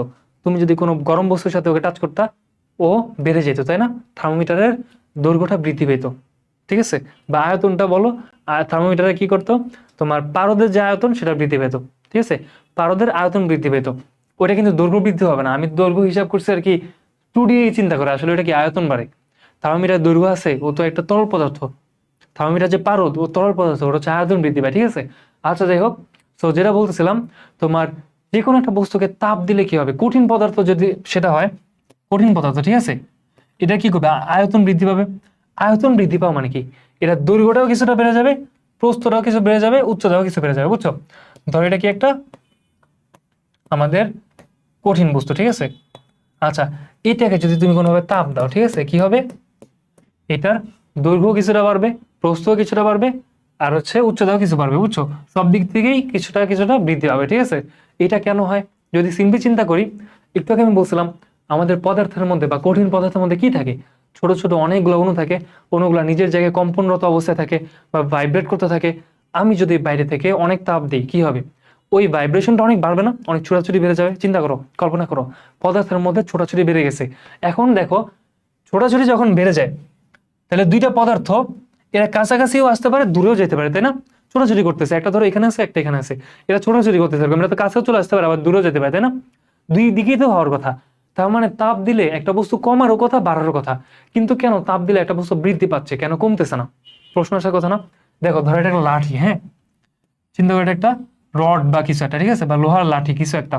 আচ্ছা, এইটার মধ্যে কি ছোট ছোট অনেক অনেক কণা আছে, অনুপরমাণু আছে। আমি অল্প কয়েকটা আঁকলাম। তাপ দিলে কি হবে? এগুলো ছোটাছুটি করবে ডানে বামে। তো এগুলা কি করবে? এগুলো একটু দূরে দূরে সরে যাবে, সরে যেয়ে কি এটা একটু লম্বা হবে, ঠিক আছে, আগে থেকে একটু লম্বা হয়ে গেছে, ঠিক আছে। চিন্তা করো, যদি অত পারফেক্টলি বোঝা যাইতেছে না, দেখো আগে ছিল একটুক, আগে ছিল একটুক, এখান থেকে একটু বাড়ছে, এখানে ছিল একটুক, এখান থেকে একটু বাড়ছে, ঠিক আছে, অর্থাৎ এটা লম্বা হয়ে গেছে। আচ্ছা, ছোটাছুটি কেন এটা লম্বা হলো? কারণ এই যে ছোট ছোট কণা ছিল, দেখতে পারতেছো তোমরা সাদা কালিতে দেখে, এই যে ছোট ছোট কণাগুলো ছিল না, ছোট ছোট কণাগুলা, এরা দৌড়াদৌড়ি করে দূরে চলে গেছে, তাই না? আচ্ছা, প্রশ্ন আসতে পারে, এই যে ছোট কণাগুলা, এরা তো দৌড়াদৌড়ি করে দূরেও চলে যায়, আবার কাছেও তো আসার কথা। মানে কত কিছু কিছু কণা দৌড়াদৌড়ি করলে কি হবে? কিছু দূরে সরে যাবে, আবার কিছু কি কাছেও চলে আসবে না দৌড়াদৌড়ি করতে করতে?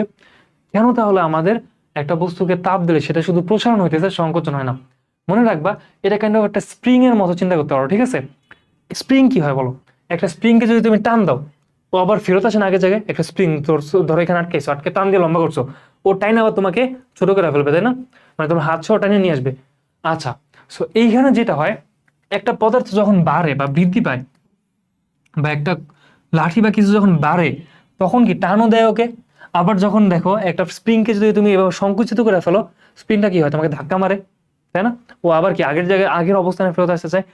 তো এই যে তোমার অণুগুলার ক্ষেত্রে কি হয়, অণুগুলা যখন তুমি ওকে বৃদ্ধি করো, মানে ও যখন আয়তনটা বৃদ্ধি পাইছে, তখন এটা আগের অবস্থায় ফেরত আসতে চায়, বাট একটু কম।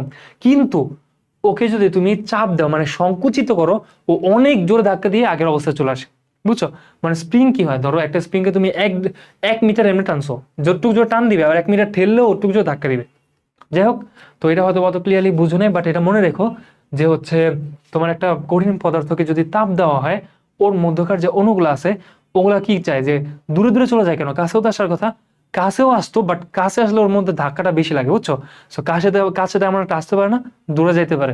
এই জন্য কি হয়, একটা বস্তুকে তাপ দিলে ওর দৈর্ঘ্যটা বৃদ্ধি পায়, বুঝতে পারছো? এটা একটু মনে রেখো, ওকে। এবার আসো কঠিন পদার্থের প্রসারণ। এখানে আমরা একটা সূত্র শিখে ফেলবো। একটা কঠিন পদার্থের প্রসারণ 3 রকম হইতে পারে। চিন্তা করো, ওর দৈর্ঘ্য আছে একটা, তাই না? দৈর্ঘ্য আছে না? তো দৈর্ঘ্য বরাবর প্রসারণ হইতে পারে। আচ্ছা, তারপর কি আছে? ওর ক্ষেত্রফল আছে না? ক্ষেত্রফল বরাবর প্রসারণ হইতে পারে, পারে না? আচ্ছা দেখো তো, একটা বস্তু আসলে কি আয়তনটাই বৃদ্ধি পায়, আয়তন বৃদ্ধি পেলে কি এই বস্তুর তো দৈর্ঘ্যটাও বাড়তেছে, প্রস্থও বাড়তেছে, এই জন্য তো টোটাল আয়তনটা বাড়তেছে, তাই না? তো দেখো, দৈর্ঘ্য বাড়ে, ক্ষেত্রফল বাড়ে, আয়তনও বৃদ্ধি পায়, ঠিক আছে। তিনটা যে জায়গায় তোমার প্রসারণ হইতে পারে, দৈর্ঘ্য প্রসারণ হয়, ক্ষেত্রফল প্রসারণ হয়, আয়তন প্রসারণ হয়, ঠিক আছে। এটা একটু মনে রাখো। এটা একটু দেখাই দিই কিভাবে বুঝবা। ধরো এটা একটা আমার গোল একটা রড বা কিছু একটা, ঠিক আছে। আচ্ছা, রড দিয়ে দেখাবো না, থাক অন্য কিছু দিয়ে দেখাই। ধরো এটা একটা ছোট বক্স টাইপ কিছু একটা, বক্স না লোহার কিছু একটা, ঠিক আছে। তো এটা চিন্তা করো। তো ওকে যখন আমি তাপ দেবো, কি হয় বলো তো? সব দিক থেকে ও বৃদ্ধি পাবে, ঠিক আছে। ও টোটাল জিনিসটা এমনি বাইরে যাবে। তোর কি দৈর্ঘ্য বাড়বে, প্রস্থ বাড়বে, আয়তনও বাড়বে, ঠিক আছে। তো এটাকে আমরা বলতেছি দৈর্ঘ্য প্রসারণ, ক্ষেত্রফল প্রসারণ, আয়তন প্রসারণ। এখন প্রশ্ন হতে পারে, দৈর্ঘ্য বাড়তেছে, প্রস্থ কি বাড়তেছে না? প্রস্থ বাড়তেছে, বাট ওইটা তো এক ধরনের দৈর্ঘ্যই। প্রস্থ কিন্তু এক ধরনের দৈর্ঘ্য, মানে হচ্ছে এক ধরনের, ও কত মানে ওয়ান ডাইমেনশন। এখানে আমরা কি চিন্তা করতেছি জানো? ওয়ান ডাইমেনশন বা একমাত্রিক প্রসারণ, এটা হচ্ছে দ্বিমাত্রিক প্রসারণ, এটা হচ্ছে ত্রিমাত্রিক প্রসারণ। তো এইভাবে চিন্তা করতে পারো, দৈর্ঘ্য যেরকম, প্রস্থ আসলে ওরকমই, ঠিক আছে। প্রস্থ এক ধরনের দৈর্ঘ্যই। আচ্ছা, এখন দেখো, এটা একটু তোমাদের ডিটেলস আলোচনা করে দিই। আমরা এই প্রসারণের জন্য কিছু সূত্র টিত্র শিখবো, ঠিক আছে। ধরো ধরো আমার কাছে একটা লাঠি বা কিছু আছে, ধরো এটা একটু সুন্দর করে রাখি। এটা কি আমার একটা বস্তু, ঠিক আছে, যেটা কিনা তাপ দিলে বৃদ্ধি পায় আর কি, ঠিক আছে। তো ওর বর্তমান দৈর্ঘ্য বা প্রকৃত দৈর্ঘ্য হচ্ছে এল দিলাম আমি, ঠিক আছে। একটু ওয়েট। তো দেখো, ধরলাম যে এই লাঠিটার আদি দৈর্ঘ্য যেটা, সেটা হচ্ছে আমাদের L1, বুঝছো? মানে এই লাঠিটা বর্তমান দৈর্ঘ্যটাকে আমরা কি ধরতেছি? L1 ধরতেছি, যে বর্তমান যে দৈর্ঘ্য আছে এটাকে আমরা L1 নাম দিলাম। বুঝা যাইতেছে? এই লাঠিটার দৈর্ঘ্য হচ্ছে L1। আমি ওকে তাপ দিলাম, ওর মধ্যে তাপ প্রয়োগ করলাম, দৈর্ঘ্য একটু বাড়বে কি বাড়বে না বলো তো?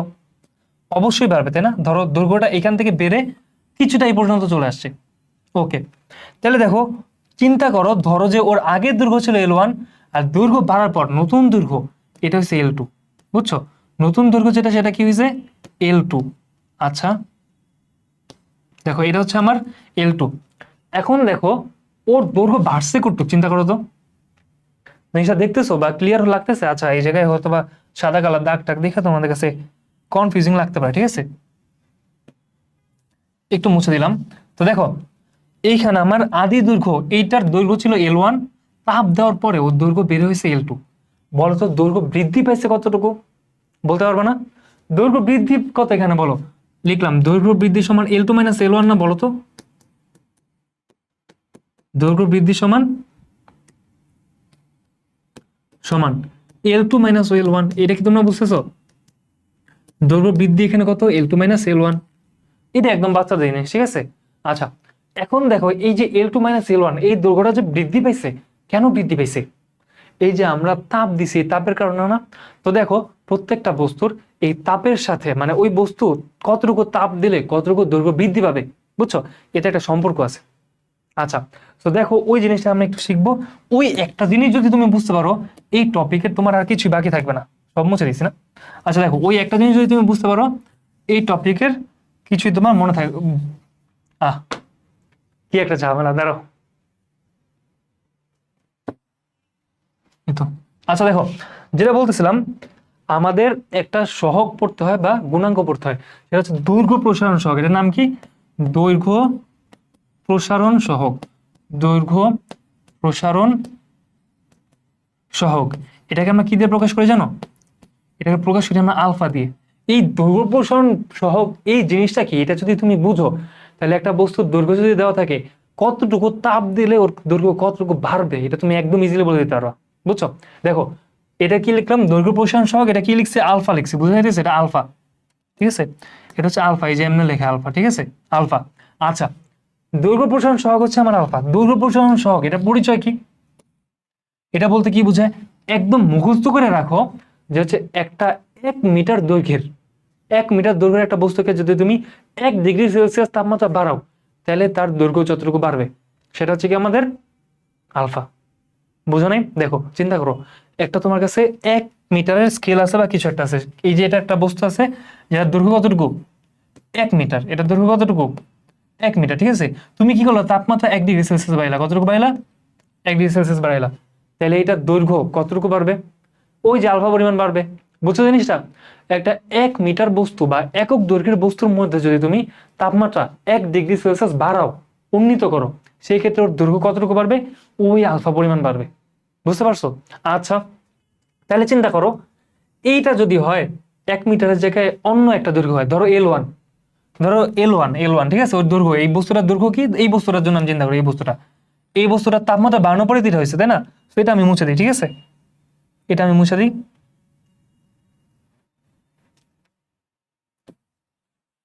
দেখো সব মুছলাম। এই যে এই বস্তুটার দৈর্ঘ্য ধরো L1, তাই না? এর দৈর্ঘ্য ধরেছিলাম আমরা L1। আচ্ছা আমি কি বলছি, 1 মিটার একটা বস্তুর মানে তোমার 1 মিটার একটা বস্তুর মধ্যে যদি তুমি 1 ডিগ্রি সেলসিয়াস তাপমাত্রা দাও ওটার দৈর্ঘ্য বাড়ে কতটুকু, আলফা পরিমাণ। তাহলে এল দৈর্ঘ্যের একটা বস্তু, এল দৈর্ঘ্য বা L1 দৈর্ঘ্যের একটা বস্তুর মধ্যে যদি তুমি তাপমাত্রা 1 ডিগ্রি সেলসিয়াস বাড়াও ওর দৈর্ঘ্য বাড়বে কতটুকু। ঐকিক নিয়ম তুমি দেখো, দাঁড়াও আমি ঐকিক নিয়মে দেখাই, মানে এটা বুঝতে সমস্যা হলে সমস্যা নেই, আমি ঐকিক নিয়মে দেখাচ্ছি কি হইতেছে।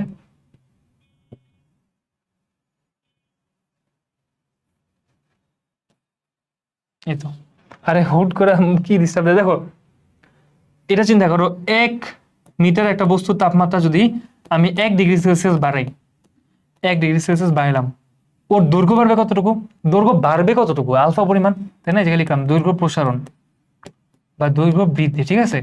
দৈর্ঘ্য বৃদ্ধি কি হবে, আলফা পরিমাণ দৈর্ঘ্য বাড়বে, ঠিক আছে? আচ্ছা 1 মিটারের জায়গায় যদি আমি L1 মিটার এই দৈর্ঘ্যের একটা স্কেল বা কিছু একটা নেই, রড বা কিছু একটা নেই, ওইটা তাপমাত্রা যদি আমি 1 ডিগ্রি সেলসিয়াস বাড়াই তাহলে দৈর্ঘ্য বাড়বে কতটুকু, L1 ইন্টু আলফা না? ঐকিক নিয়ম দেখো, ঐকিক নিয়ম, L1 মিটার হলে কি হবে, L1 ইন্টু আলফা, একটু পরিমাণ বাড়বে, তাই না? আচ্ছা এখন দেখো আমি একটু সময় কি হিসাব করলাম, 1 ডিগ্রি সেলসিয়াস বাড়াইছি, কারণ আমি যদি তাপমাত্রা আরো বেশি বাড়াই, যদি 2 ডিগ্রি সেলসিয়াস তাপমাত্রা বাড়াই, এটা কি ডাবল বাড়বে না? 1 ডিগ্রি সেলসিয়াস ধরো একটু বাড়ছে, 2 ডিগ্রি সেলসিয়াস কি ডাবল বাড়িয়ে যাবে না? বুঝতেছো জিনিসটা? দেখো আমি কি করলাম, 1 মিটারে 1 ডিগ্রি সেলসিয়াস বাড়ানোর জন্য আলফা দৈর্ঘ্য বৃদ্ধি হয় আলফা, ঠিক আছে। আর L1 মিটার একটা দৈর্ঘ্যের যদি কিছু একটা পদার্থ হয়, ওটা যদি আমি 1 ডিগ্রি সেলসিয়াস তাপমাত্রা বাড়াই, ওর দৈর্ঘ্য বৃদ্ধি কত হয়? L1 ইন্টু আলফা, কারণ যৌগিক নিয়ম। এখন দেখো L1 মিটারে আছে, এর তাপমাত্রা যদি আমি তো ডেল টি পরিমাণ বাড়াই, কি বাড়াই? ডেল টি পরিমাণ তাপমাত্রা বাড়াই, কি বাড়াই? ডেল টি পরিমাণ যদি তাপমাত্রা বাড়াই তাহলে কি হয় বলতো? L1 আলফা ইন্টু ডেল টি, এটা হবে না? জিনিসটা বুঝছো?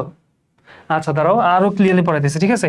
এই জিনিসটা একটু মাথায় নাও, একটু চিন্তা করো, যদি না বুঝো আমার ভিডিওটা একটু পিছনে যাও, এই পার্টটা যখন শুরু করছি ওখান থেকে একটু বুঝে আসো, বা আলফার পরিচয় যখন দিচ্ছি ওখান থেকে বুঝে আসো। এটা একদম পান্তা পাত, অনেক সহজ জিনিস, মিস করবে এটা না বুঝলে, ঠিক আছে। আচ্ছা দেখো আমি তোমাকে বলি, শোনো, ধরো L1 দৈর্ঘ্যের বস্তুর যদি তুমি T ডিগ্রি সেলসিয়াস ধরো, এটা বর্তমান তাপমাত্রা T1, বর্তমান তাপমাত্রা কি T1, তুমি তাপমাত্রা বাড়াইছো, তাপমাত্রা বাড়ায়া এটা তাপমাত্রা বানাইছো T2, তাপমাত্রা কি বানাইছো? T2, তাহলে এটা দৈর্ঘ্য পারবে না কিছুটা? চিন্তা করো, এটার দৈর্ঘ্য ছিল L1, তাপমাত্রা ছিল T1, তুমি তাপমাত্রা বাড়ায় এই T2 বানাইছো। আচ্ছা বলো তো তাপমাত্রা বৃদ্ধি কত এখানে? তাপমাত্রা কতটুকু বৃদ্ধি পেয়েছে? তাপমাত্রা বৃদ্ধি কত পাইছে বলো? T2 - T1, এটা কি তাপমাত্রা বৃদ্ধি না? তাপমাত্রা ছিল T1, হয়েছে T2, বৃদ্ধি কত? T2 - T1। এই জিনিসটাকে আমরা ডেল টি লিখতে পারি, এটা মনে রাখো, বুঝছো? ডেল দিয়ে কি বোঝায়? ডেল দিয়ে বোঝায় পরিবর্তন বা বৃদ্ধি বা হ্রাস, বুঝতে পারছো? ডেল দিয়ে বোঝায় বৃদ্ধি বা পরিবর্তন বা হ্রাস। এটা কি বোর্ডের একটু সাইডে চলে গেছে, তাই না? দাঁড়াও ছোট করে লিখতেছি, দেখো T2 - T1, এটাকে আমরা ডেল টি লিখতে পারি, ডেল টি, বুঝছো? মানে ডেল টি বলতে টি এর পরিবর্তন, ডেল টি লেখা যায়। আচ্ছা দেখো এখন যেটা বলতেছিলাম, একটা বস্তুর 1 মিটার যদি হয় দৈর্ঘ্য, তাহলে ওর তাপমাত্রা যদি আমি 1 ডিগ্রি সেলসিয়াস বাড়াই, দৈর্ঘ্য বসানো আলফা। একটা বস্তুর দৈর্ঘ্য যদি হয় L1, তাপমাত্রা যদি আমি বাড়াই হচ্ছে তোমার ডেল টি, সেক্ষেত্রে কতটুকু বাড়বে? L1 into alpha into del T, তাই না? অথবা এটাও লিখতে পারি যে, এটা ওই নিয়মে চিন্তা করো, আর যদি কেউ না বুঝতে পারো সমস্যা নেই, সূত্রটা মুখস্থ করে দেবো আমি, সমস্যা নেই। দেখো ওর আদি দৈর্ঘ্য ছিল L1, ঠিক আছে, আদি দৈর্ঘ্য ছিল L1। আচ্ছা L1 into alpha into T2 - T1, এই পরিমাণ কি ওর দৈর্ঘ্য বৃদ্ধি হবে না? এই পরিমাণ দৈর্ঘ্য বৃদ্ধি কেন হবে এটা তো আমি বুঝাই দিলাম। এই পরিমাণ কি ওর দৈর্ঘ্য বৃদ্ধি, এটা কি দৈর্ঘ্য বৃদ্ধি না? বুঝতেছো কি তোমরা জিনিসটা?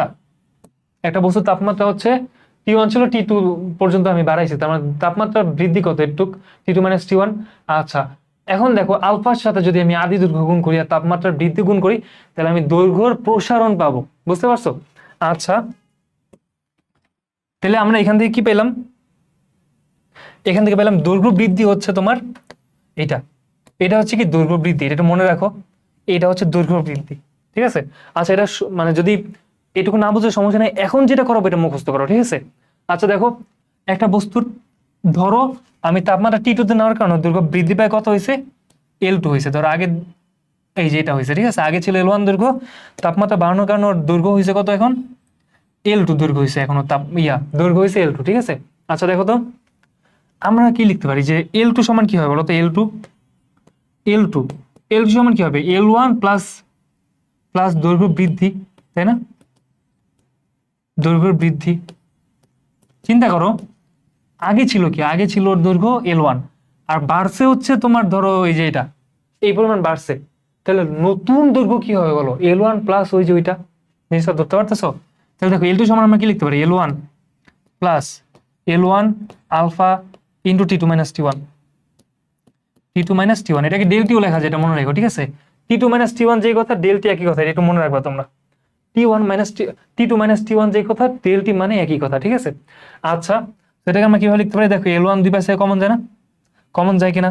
তো L1 আমি কমন নিলাম, ঠিক আছে, কি থাকে? 1 plus alpha into T2 - T1, এইটা মুখস্থ করতে পারো। এই দুইটা সূত্রই যদি মুখস্থ করো তাহলে আর তোমার না বুঝলেও সমস্যা নেই, বাট আমার রিকমেন্ডেশন হচ্ছে বোঝার চেষ্টা করবা, ঠিক আছে।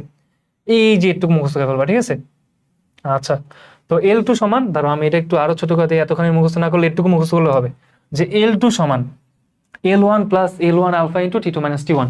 আলফা কি? আলফা হচ্ছে দৈর্ঘ্য প্রসারণ সহগ, তোমার সব তথ্য দেওয়া থাকবে, প্রশ্নের মধ্যে সবকিছু দেওয়া থাকবে, তোমার খালি বাইর করতে হবে একটু কষ্ট করে, ঠিক আছে। তো এইটুকু তোমরা পারবা না বলো তো? আশা করি পারবা, এটা একটু ভালো করে মনে রাখো। আচ্ছা, এখন আমরা হচ্ছে একটা দুইটা ম্যাথ দেখবো।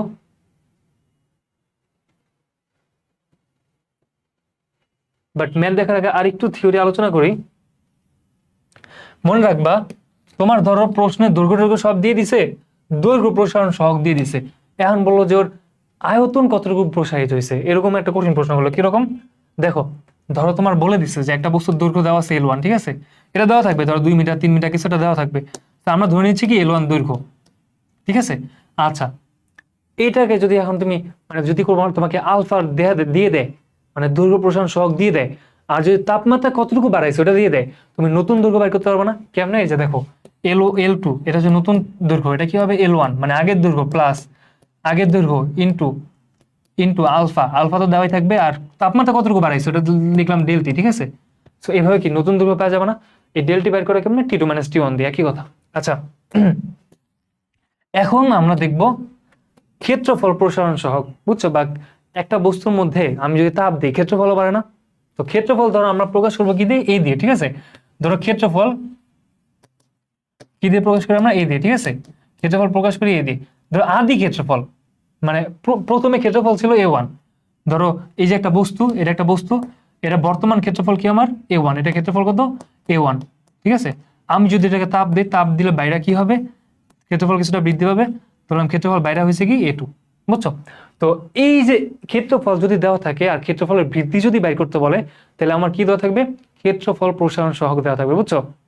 ক্ষেত্রফল প্রসারণ সহগ বা ক্ষেত্রফল প্রসারণ গুণাঙ্ক দেওয়া থাকবে, ঠিক আছে। সো যদি দেওয়া থাকে তোমরা বাইর করতে পারবে না।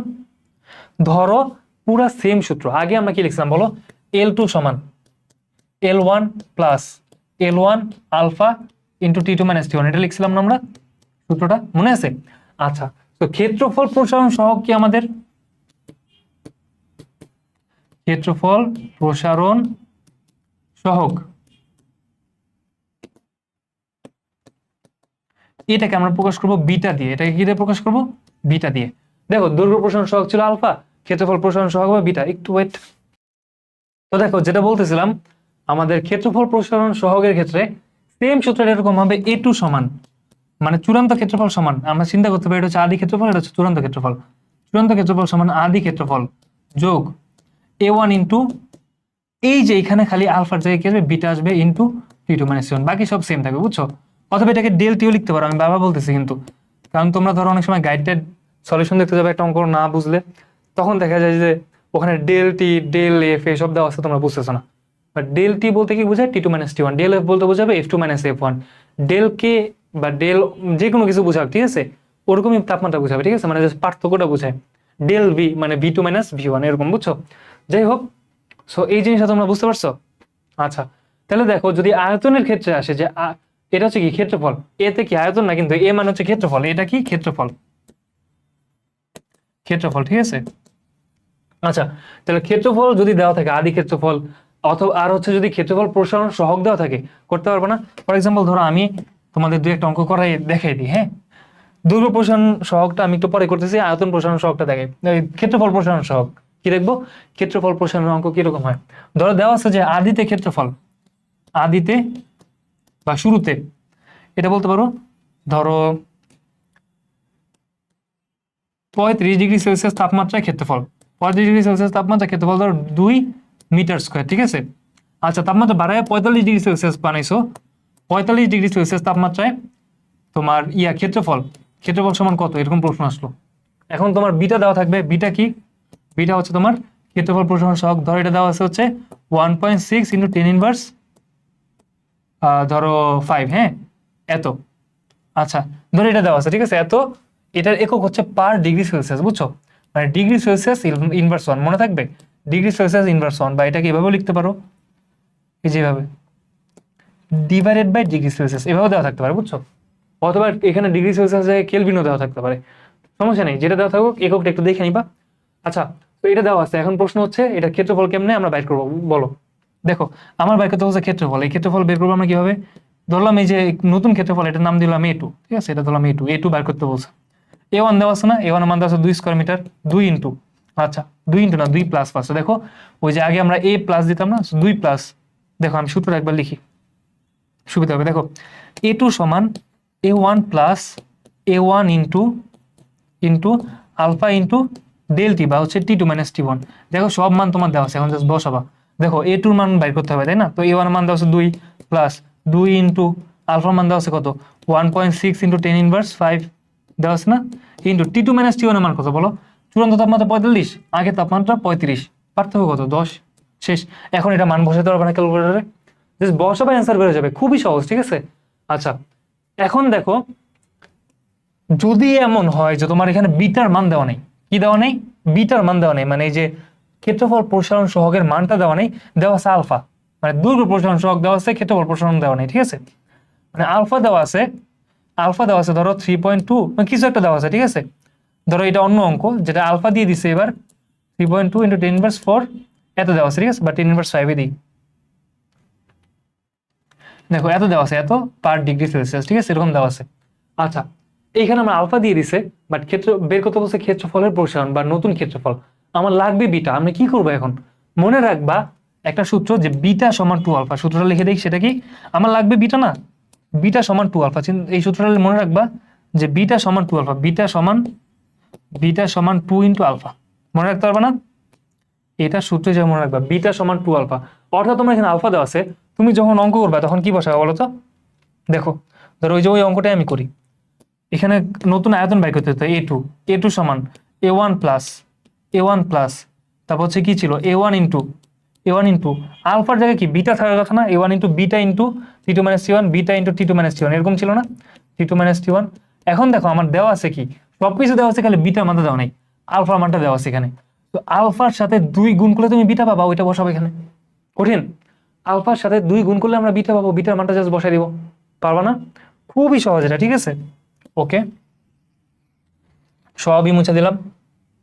দেখো এবার আমরা দেখবো আয়তন প্রসারণ। দেখো প্রথমত একটা কঠিন বস্তুকে আমি যখন তাপ প্রয়োগ করতেছি, দৈর্ঘ্য বাড়তেছে, ক্ষেত্রফল বাড়তেছে, আয়তন কি বসে থাকবে, আয়তনও তো বাড়বে। তো ধরলাম বর্তমান মানে T1 তাপমাত্রার আয়তন, T1 তাপমাত্রার আয়তন হচ্ছে V1, T2 তাপমাত্রায় মানে তাপমাত্রা বাড়াইছো তুমি, এই তাপমাত্রাটা বাড়ানোর পর তুমি T2 তে নিয়ে গেছো, মানে এই তাপমাত্রা বাড়ায় তুমি T2 তে নিছো, ঠিক আছে, আয়তন নতুন আয়তন হচ্ছে V2। আচ্ছা এখন তোমার V1 আর V2 মধ্যে সম্পর্ক কি, বা V2 তুমি কিভাবে বের করবে, একটা সূত্র প্রয়োগ করতে হবে না। দেখো ওই আগের মতোই V2 সমান V1 প্লাস V1 ইন্টু একটা সহগ এখানে গুণ হবে ইন্টু T2 মাইনাস T1। দেখো আমরা যখন দৈর্ঘ্য প্রসারণ পড়ছি তখন এখানে গুণ করছিলাম আলফা, এই যে ফাঁকা রাখছে যেটা, যখন আমরা ক্ষেত্রফল প্রসারণ পড়ছি তখন আমরা এখানে গুণ করছি বিটা, আর যখন আমরা আয়তন প্রসারণ করব বা আয়তন প্রসারণের হিসাবটা করব তখন আমরা এখানে কি বসাবো, গামা বসাবো, কি বসাবো, গামা। গামা কি আয়তন প্রসারণ সহগ, ঠিক আছে, এটা মনে রাখবা, গামা কি আয়তন প্রসারণ সহগ, আয়তন প্রসারণ সহগ, এটাকে আমরা কি বলবো, গামা, ঠিক আছে, মনে থাকবে, এটা হচ্ছে গামা, ঠিক আছে। গামাকে আমরা লিখতে হয় দেখো এই যেভাবে, এই যেটা হচ্ছে গামা, ঠিক আছে। আচ্ছা দেখো এখন ধরো প্রশ্নটা কিরকম হবে, তোমাকে দিয়ে দিছে, ধরো দেওয়া আছে একটা বস্তুর আয়তন, আদি আয়তন ধরো দেওয়া আছে কত, ধরো আমরা 10 মিটার কিউব, ঠিক আছে, 10 সেন্টিমিটার কিউব ধরলাম না, 10 মিটার কিউব ধরি, আমরা সব এসআই এককে নিয়ে নেবো, বুঝছো, এসআই এককে দেওয়া না থাকলেও এসআই এককে নেওয়ার চেষ্টা করবো, ঠিক আছে। আচ্ছা আর যদি এসআই এককে না নাও সমস্যা নাই, তোমার হচ্ছে মনে রাখবা যে L1 আর L2 এক এককে রাখতে হবে, L1 কে তুমি যে এককে বসাবা, L2 কে একই এককে অ্যান্সার পাবা, ঠিক আছে। আচ্ছা দেখো দেখা হচ্ছে V1 হচ্ছে 10 মিটার কিউব, V2 কত বাইর করতে বলছে, ঠিক আছে। তো V1 যখন ছিল তখন তাপমাত্রা ছিল 10 ডিগ্রি সেলসিয়াস, আর V2 তাপমাত্রা হচ্ছে ধরো 30 ডিগ্রি, মানে তুমি তাপমাত্রা বাড়াইছো কত 30 ডিগ্রি। এখন ধরো গামা দেওয়া আছে, গামা কত, ধরো 9 ইন্টু 10 ইনভার্স 9, ঠিক আছে, এরকম কিছু একটা দেওয়া আছে, একটা মান টান দেওয়া থাকবে, এটার একক কি পার ডিগ্রি সেলসিয়াস, অথবা এভাবে লেখা যায়, কিন্তু এটা আমি আবার দেখাই, যে এরকম ডিগ্রি সেলসিয়াস দিলা একটা ইনভার্স 1 দিলা, এটাও লেখা যায়। আচ্ছা যাই হোক, তো দেখো নতুন আয়তনটা কিভাবে বের করবা, ওই যে সূত্র V2 সমান V1 plus V1 into gamma into T2 minus T1, মানে T2 মাইনাস T1, ঠিক আছে। এন্ড মান জাস্ট বসে দাও, V1 আদি আয়তন কত ছিল 10, তারপর V1 আদি আয়তন 10 আয়তন, তারপরে এই যে গামার মান কত 9 ইন্টু 10 ইনভার্স 9, 10 ইনভার্স 9, ঠিক আছে। আচ্ছা তাপমাত্রার পরিবর্তন কত, দেখো চূড়ান্ত তাপমাত্রা 30, আদি তাপমাত্রা 10, ঠিক আছে, তাহলে এখানে কত বসাবো 20 বসাবো, 30 থেকে 10 বিয়োগ দাও। একটা জিনিস মনে রেখো, তাপমাত্রা কমাইলে কি হবে, সব সূত্র সেম থাকবে, ওখানে অটোমেটিক দেখবা T2 - T1 নেগেটিভ আসবে, তুমি নেগেটিভই বসাবা, বুঝছো? ধরো আমি ওই অঙ্ক একটা দেখাবো, তাহলে তুমি ক্লিয়ার হবা, ঠিক আছে? আচ্ছা, তো এইটা কি তুমি ক্যালকুলেটর সলভ করতে পারবে না? জাস্ট সলভ করো, অ্যান্সার অটোমেটিক চলে আসবে। আচ্ছা, তো দেখো, ধরো আরেকটা ম্যাথ আমি দেখাই তোমাদেরকে। এইবার হচ্ছে একটু উল্টা ম্যাথ। এবার আমরা তাপমাত্রা কমাবো। ধরো আদি আয়তন ছিল, মানে প্রথমে আয়তন ছিল কত? আয়তন ছিল, এবার ধরলাম হচ্ছে 1 মিটার কিউব ছিল আয়তন, ঠিক আছে? 1 মিটার কিউব ছিল আয়তন। আচ্ছা, তাপমাত্রা ছিল ধরলাম 30 ডিগ্রি সেলসিয়াস। আচ্ছা, এরপর কি আমার আয়তন, মানে আমি তাপমাত্রা চেঞ্জ করছি, ঠিক আছে? তাপমাত্রা চেঞ্জ করছি, আয়তন কত হয়েছে আমি জানি না। তাপমাত্রা ধর 30 ডিগ্রি থেকে আমি 5 ডিগ্রিতে নামাইছি, কত থেকে? 5 ডিগ্রিতে। চিন্তা করো, আদি আয়তন ছিল V1, সেটা হচ্ছে 1 মিটার কিউব। V1 আর লিখলাম না, মানে আদি আয়তন ছিল 1 মিটার কিউব, কত ডিগ্রি সেলসিয়াস তাপমাত্রায়? 30 ডিগ্রি সেলসিয়াস তাপমাত্রায়। আমি তাপমাত্রা কমাইছি, কমে 5 ডিগ্রিতে নিয়ে আসছি। এখন আয়তন কত হবে? এটা হচ্ছে আমার প্রশ্ন।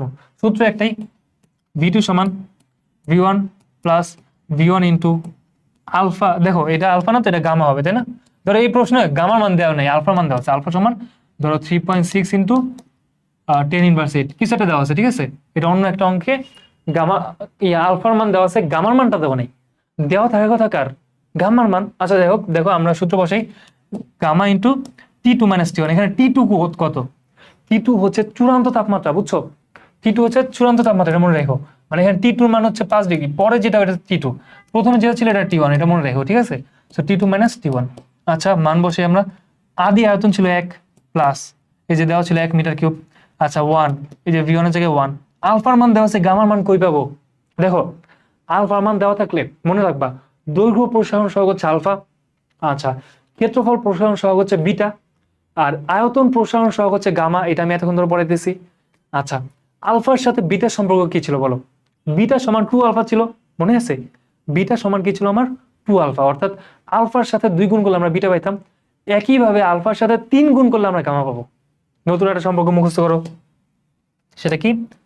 গামা সমান 3 আলফা, গামা সমান 3 ইন্টু আলফা। এটা মুখস্থ করো, এটা মনে রাখতে হবে, ঠিক আছে? গামা সমান 3 আলফা। এখন দেখো, আমার এখানে গামার মান দেওয়া আছে নাই, বাট আলফা তো দেওয়া আছে। তো ওই যে গামা মানে হচ্ছে 3 ইন্টু আলফা, ওইটা বের করলেই হবে, ঠিক আছে? গামা সমান, এই যে গামা এখান থেকে ধরো, এখান থেকে বের করে নেবে, সেটা কত? 3 আলফা। বের করো, 3.6 ইন্টু 3.6 ইন্টু, মানে 3 গুণ করতে হবে আর কি এটার সাথে। এই যে দেখো, এটা কি হবে? 3 ইন্টু 3.6 ইন্টু 10⁻8। বের করতে পারবা না? জাস্ট ক্যালকুলেটর বসে তো মান ওটা পেয়ে যাবা। দেখো, গামার মান ওইটা না বসালা, সেটা কত? এই যেটা বসালাম, 3 ইন্টু 3.6 ইন্টু 10⁻8, গামার মান বসে দিলাম। এখন দেখো T2 - T1 কত হবে? চূড়ান্ত তাপমাত্রা হচ্ছে 5, আদি তাপমাত্রা কত হবে? আদি ছিল কত? 5 মাইনাস আদি ছিল 30, 5 থেকে 30 বিয়োগ দিবা। দেখো কি হয় তাহলে? 1 প্লাস এই 1 ইন্টু 3 ইন্টু 3.6 ইন্টু 10⁻8, এটা কত হয়? 3, এটা হচ্ছে 10.8 ইন্টু 10⁻8 ইন্টু 10⁻8 ইন্টু 5 মাইনাস 30 কত হয়? -25। বুঝছো তো? 5 মাইনাস 25 কত হয়? -25 হয়ে যাবে না?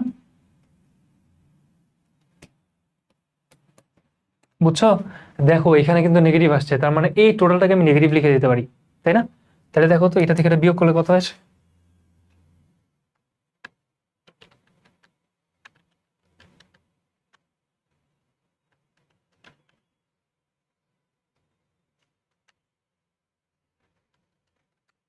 দেখো এটা হচ্ছে 1 মাইনাস 2.7 ইন্টু 10⁻⁻6। এই যে দেখো, এইটাকে যদি আমি ধরো আবার করি 1 মাইনাস, অ্যান্সার আসে কত জানো? ধরো একটু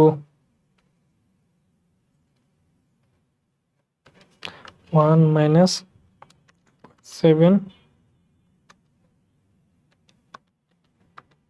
এটা এসে দেখো 0.9999973 এরকম কিছু একটা আছে, ঠিক আছে? দেখো আগে ওর আয়তন ছিল 1, এখন কইমা 0.9999 চলে আসছে, মানে আয়তন কিন্তু এখানে হ্রাস পাইছে। খেয়াল করছো আয়তন কেন হ্রাস পাইতেছে? কারণ তুমি তাপমাত্রা কমাইছো, তাপমাত্রা বাড়লে আয়তন বৃদ্ধি পায়, তাপমাত্রা কমালে আয়তন হ্রাস পায়। বুঝতে পারছো? আচ্ছা, তো দেখো এখানে যেহেতু হ্রাস পাইছে, আয়তন হ্রাস পাইছে, আমাদের কিন্তু মাইনাস টাইনাস কিছু করা লাগে নাই, জাস্ট আগে সূত্রে মান বসাই দিছি।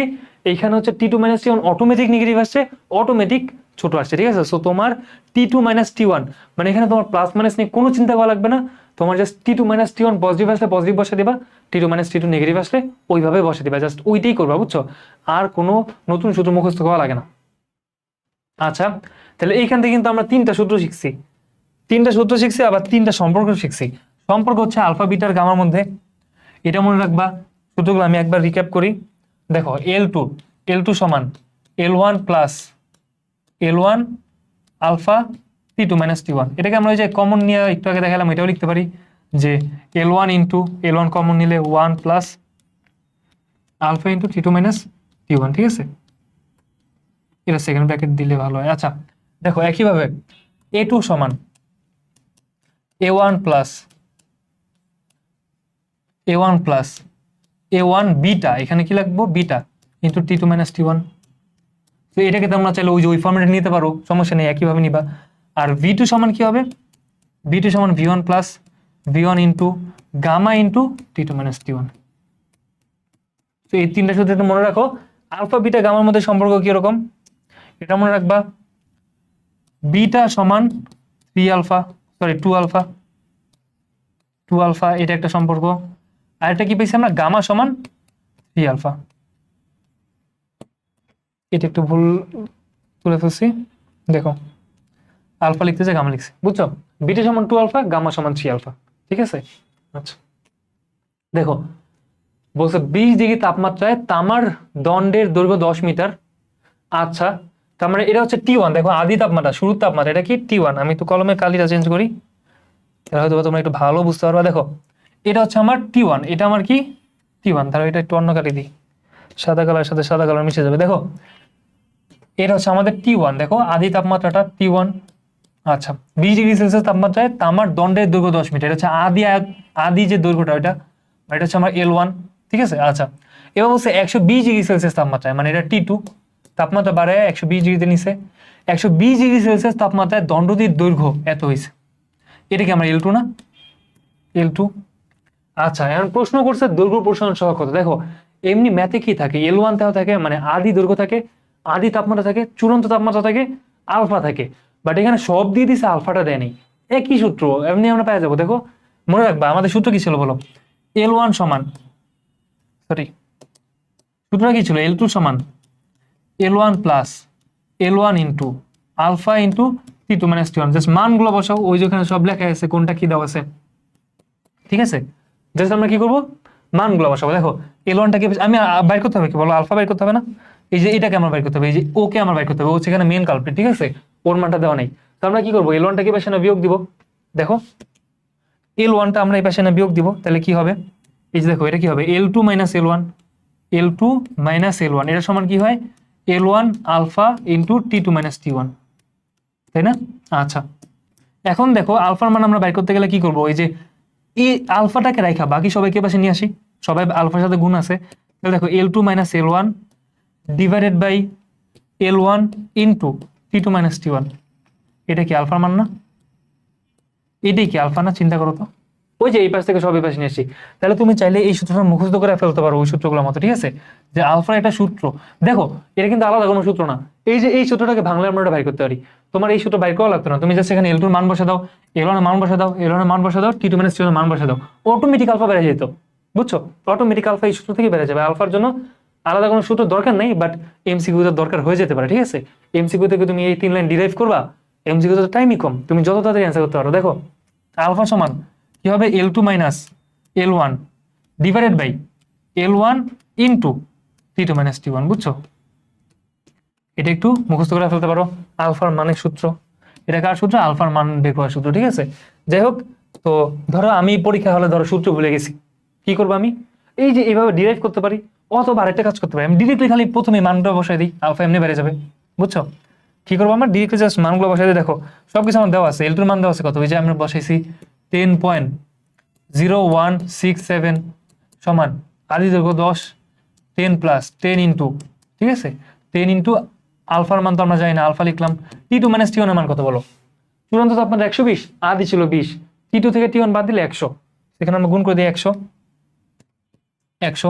এখন দেখো তো, আমি যে এটাকে এই পাশে না বিয়োগ দিই, যে 10.0167 মাইনাস 10, যেটাকে এই পাশে নিয়ে আসলাম, আচ্ছা এটা সমান কি আছে 10 ইন্টু আলফা ইন্টু 100। তো আমরা এখন এই দুইটা যেহেতু ওর সাথে গুণাকার আছে, দুইটাকে এই পাশে না ভাগ দিই, এটাকে ওই পাশে না ভাগ দিই, এটাকে এই পাশে না ভাগ দিই, ঠিক আছে। দেখো তো কি থাকবে 10 ইন্টু 100, আলফার মান আমরা পেয়ে গেছি না, এটা সমান কি আলফা না। এখন একটা জিনিস চিন্তা করো, আমি যদি ডিরেক্টলি সূত্রটা খাটিতাম এইটি আসতো, দেখো এখানে কি আছে যে এটা ছিল L2, একটু দেখো বুঝো, হিল নিয়ে বোঝার চেষ্টা করো। দেখো এটা কি ছিল আমার L2 না, L2 মাইনাস L1, ঠিক আছে, L2 minus L1 divide by এটা কি ছিল L1 into T2 minus T1, দেখো এটা T2 মাইনাস T1, ওই যে ওই সূত্রটাই কিন্তু পড়ছে, এই সূত্রটা ডিরেক্টলি বসালে কিন্তু এই জিনিসগুলোই আসতো। তুমি মানগুলো এটাই বসাও, দেখবা এই সেম জিনিস আসছে। এখন দেখো ক্যালকুলেটরের মাধ্যমে এটা সলভ করবা, কিভাবে সলভ করবা, সলভ করলে অ্যান্সার কত আসবে 0.167 ডিভাইড বাই এটা আসবে 1.67 10 ইনভার্স 4, ঠিক আছে, এটা আসতেছে কত 1.67 10 ইনভার্স 4, এটাই অ্যান্সার। কত সহজ দেখছো, কত সহজ। একটা সূত্র মুখস্থ করবা, L2 সমান L1 plus L1 into alpha into T2 minus T1। আচ্ছা বলছে যে সোনার ঘনত্ব 19.30 gram per centimetre cube, CC মানে কি সেন্টিমিটার কিউব, ঠিক আছে। আচ্ছা এর দৈর্ঘ্য প্রসারণ সহগ দেওয়া আছে, মানে এটা কি দেওয়া আছে আলফা দেওয়া আছে, তাই না, আলফা দেওয়া আছে, ঠিক আছে। আলফা আলফা সমান 14 ইন্টু 10 ইনভার্স 6। আচ্ছা বলছে 100 ডিগ্রি সেলসিয়াস বাড়ালে তাপমাত্রা, আচ্ছা এর তাপমাত্রা যদি আমরা 100 ডিগ্রি সেলসিয়াস বাড়াই তাহলে এর ঘনত্ব কত হবে।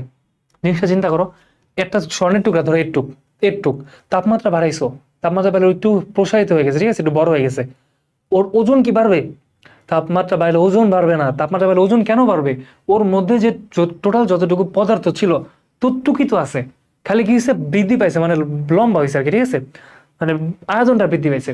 তাহলে দেখো একটা জিনিস ধরো আগে ছিল কি জড়ো সড়ো হয়েছিল, এখানে একটু বাড়ছে, ঘনত্বটা কমে যাবে না, চিন্তা করো ঘনত্বের পরিমাণ কমে যাবে না। আচ্ছা তো চ্যাপ্টার 5-এ আমি এটা পড়াবো, দেখবা যে ঘনত্বের সূত্র আছে একটা, ঘনত্ব সমান রো, ঘনত্বকে আমরা রো দিয়ে লিখি, এটা সমান এম বাই ভি, রো সমান কি এম বাই ভি, এম কি ভর, এম হচ্ছে ভর, ঠিক আছে, আর ভি হচ্ছে কি আয়তন।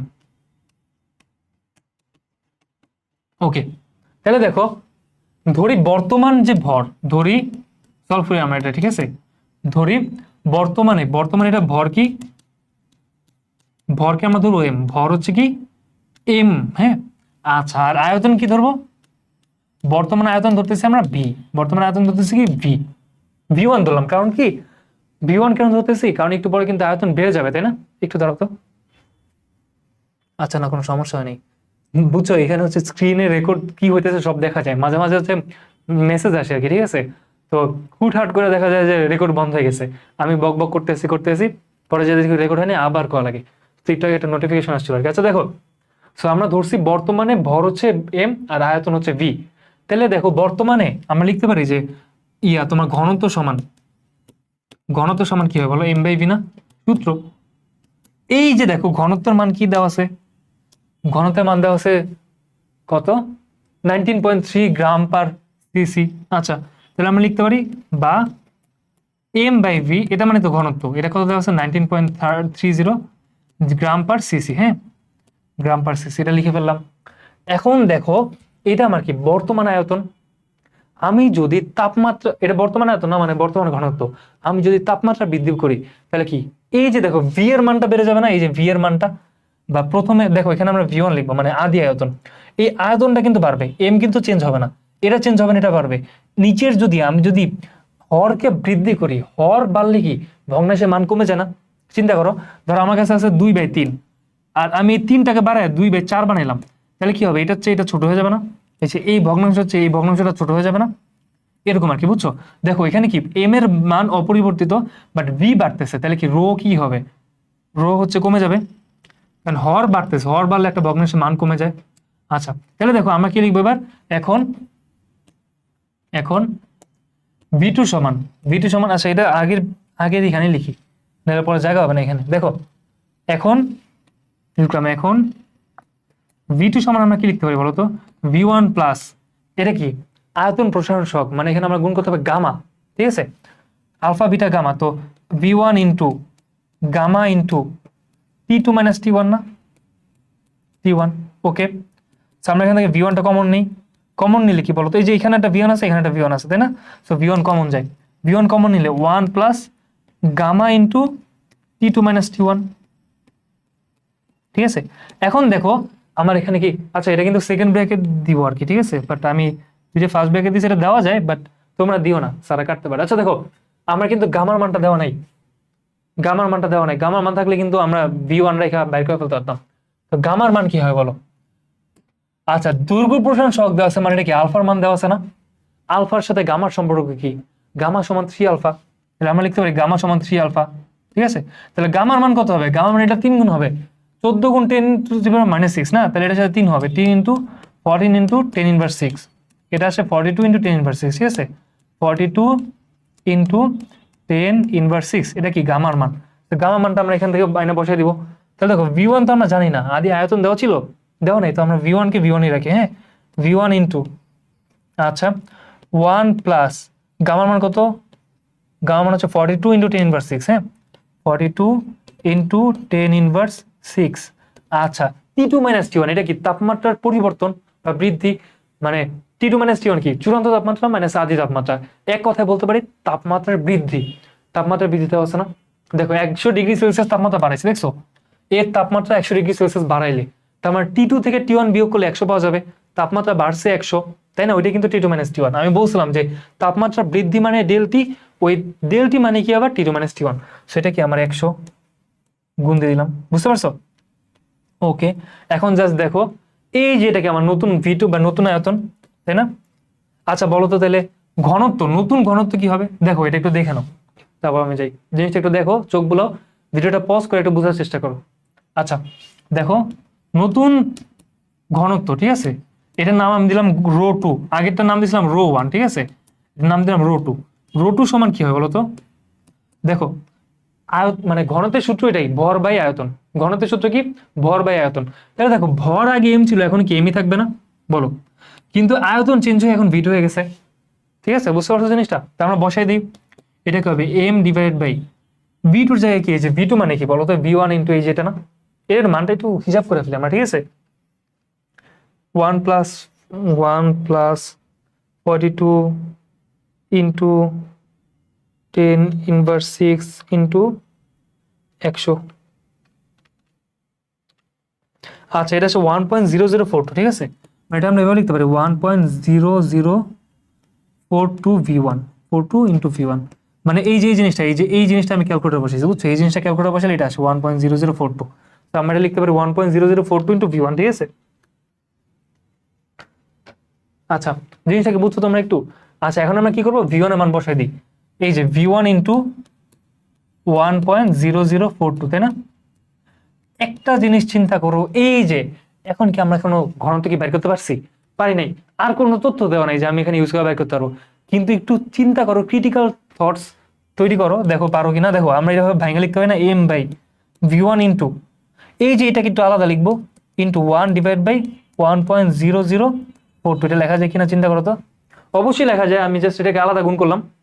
এই যে দেখো এম বাই V1 এর মান দেওয়া ছিল আমাদের, এই যে লিখছিলাম, দেখছো এম বাই V1 এর মান 19.30, খেয়াল করছো? এটা কিন্তু আগে দেওয়া ছিল এম বাই V1, মানে কি উপরে কি আছে বলতো?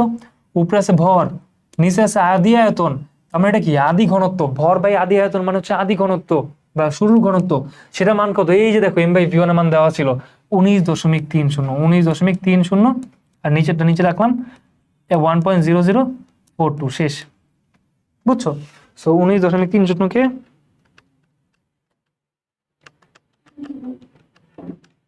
বুঝতে পারছো, এটা আসবে 19.219, মানে 19.22 একক একই থাকবে, ঠিক আছে, গ্রাম পার সিসি। বুঝতে পারছো? কত সহজ একটা অঙ্ক, একটু চোখ বলো দেখবা যে পারতেছো, ঠিক আছে।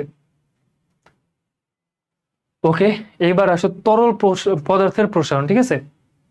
দেখো একটা কঠিন পদার্থকে যদি আমি তাপ দিই ও প্রসারণ হয়, তাই না? তরল পদার্থ তাপ দিলে প্রসারণ হবে না? হবে, আর একটু বেশি পরিমাণ হবে, ঠিক আছে। কঠিন পদার্থ যেই পরিমাণ হবে আর একটু বেশি পরিমাণ হবে, ঠিক আছে। আচ্ছা আর গ্যাসীয় পদার্থকে তাপ দিলে তো অনেক বেশি ছড়ায় যাবে, ঠিক আছে, কারণ গ্যাস ও এমনি নিজেদের কণাগুলো দূরে দূরে আছে, তাপ দিছে ওর মধ্যে দৌড়াদৌড়ি ছোটাছুটি বেড়ে গেছে, সো ওরা আরো দূরে দূরে চলে যাবে, ঠিক আছে। সো গ্যাসীয় পদার্থে কিন্তু আবার আয়তন নির্দিষ্ট নাই। আচ্ছা ওইটা আমরা ডিটেলসে পড়তেছি, ঠিক আছে। সো এটা একটু দেখো, আর এইটা বুঝার আগে একটু যারা আগের পার্টটা ভালো করে বুঝো না, একটু ব্যাকে যাও, ব্যাকে যে হচ্ছে আগের পার্টটা দেখে আসো, নাহলে এটা তোমাদের কাছে খুব কঠিন লাগবে, ঠিক আছে? তো অবশ্যই কিন্তু তোমরা আগের পার্টটা দেখে তারপর এই পার্টটা দেখবা। চলো শুরু করি। আচ্ছা দেখো, মানে আমার তোমাদের এখানে হচ্ছে আমি একটু বেশি জোরে কথা বলি, তো একটু পর হচ্ছে গলাটা একটু ভিজে আনতে হয়, ঠিক আছে? একটু পানি খেতে। আচ্ছা দেখো, তরল পদার্থের প্রসারণ। তরল পদার্থের প্রসারণ কি? দেখো, আমি তরল পদার্থকে তাপ প্রয়োগ করলেও কি বসে থাকবে? ও তো প্রসারণ হবে, তাই না? তো এইখানে একটু কমপ্লেক্স ব্যাপার আছে, সেটা আমি দেখাচ্ছি। ধরো এটা একটা বিকার, ঠিক আছে? একটা বিকার, এটার মধ্যে তুমি পানি রাখছো বা যে কোনো তরল পদার্থ রাখছো। আচ্ছা, তুমি যদি এটাকে তাপ দাও তাহলে কি হবে বলো তো? তাপ দিতেছো, এই যে পানিটা কি একটু প্রসারিত হবে? আচ্ছা, শুধু কি পানিটাই প্রসারিত হবে, বিকারটা প্রসারিত হবে না? মানে তুমি তরল পদার্থটাকে তো কোথাও একটা রাখছো, ওই যেই পাত্রের মধ্যে রাখছো পাত্রটাও তো কিছুটা প্রসারিত হয়ে যাবে, তাই না? মানে জিনিসটা বুঝতেছো? ধরো আমি একটা পাতিল দিয়ে দেখাই, ঠিক আছে? দেখো, অন্য কিছু একটা দিয়ে দেখাই, ধরো এইটা কনিক্যাল ফ্লাক্স বা কিছু একটা। কনিক্যাল ফ্লাক্স দিয়ে দেখাবো না, থাকি যেটা দেখাই ভলিউমেট্রিক ফ্লাক্স বলে এটাকে। দাঁড়াও, এটা ভলিউমেট্রিক ফ্লাক্স না, কি জানি বলে, আমার ঠিক নামটা মনে নাই, বাট ধরো এরকম একটা জিনিস আছে, ঠিক আছে? এটার মধ্যে তুমি কি রাখবা?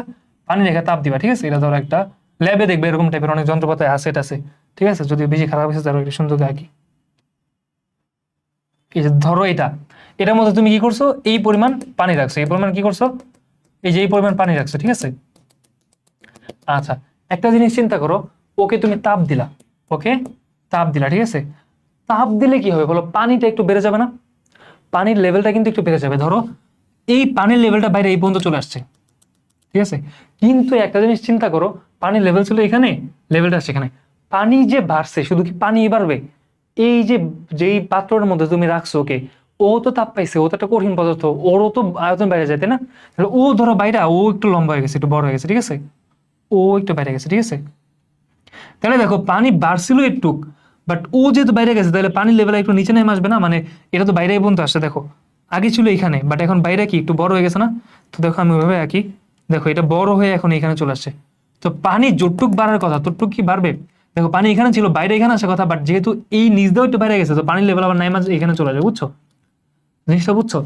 মানে দেখো, এটা ছিল কি পানির লেভেল, ঠিক আছে? আগের। আচ্ছা, এটুক কি তোমার, এটুক তুমি দেখতেছো এটুক বাড়ছে, মানে পানি কতটুক বাড়ছে ওইটা হচ্ছে এটুক। তুমি যে দেখতেছো এটুক বাড়ছে, কেন এটুক বাড়ছে? কারণ আসলে এটুক বাড়েনি, আসলে আরো বাড়ছিল, কিন্তু যেহেতু পাত্রটাও কিছুটা বেড়ে গেছে, পানির লেভেল একটু আবার নাইমা আসছে। আচ্ছা, তো এই জিনিসটাকে তোমরা ধরতে পারছো? আচ্ছা, আরেকটা জিনিস বলে রাখি, ওই যে আমরা থার্মোমিটারে যে পারদ ব্যবহার করছিলাম, ওইখানে কিন্তু দৈর্ঘ্যের প্রসারণ হয় না, ঠিক আছে? ওইখানে আমার কি হয়? আয়তনের প্রসারণ হয়, ঠিক আছে? কি হয়? আয়তন প্রসারিত হয়, এটা একটু মনে রেখো।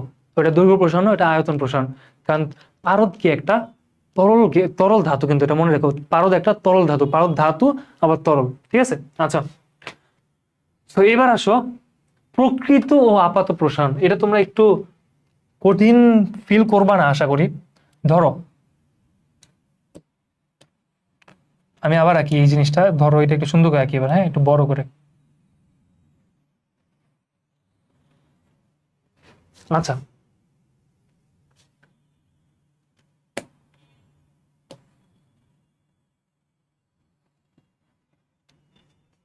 ওকে, সো এটা ধরো একটা পানির পাত্র, ঠিক আছে? এটার মধ্যে তুমি কি করলা? পানি রাখছো, পানি ছিল ধরো একটু, ঠিক আছে? পানি একটু ছিল, তুমি এটাকে তাপ দিছো।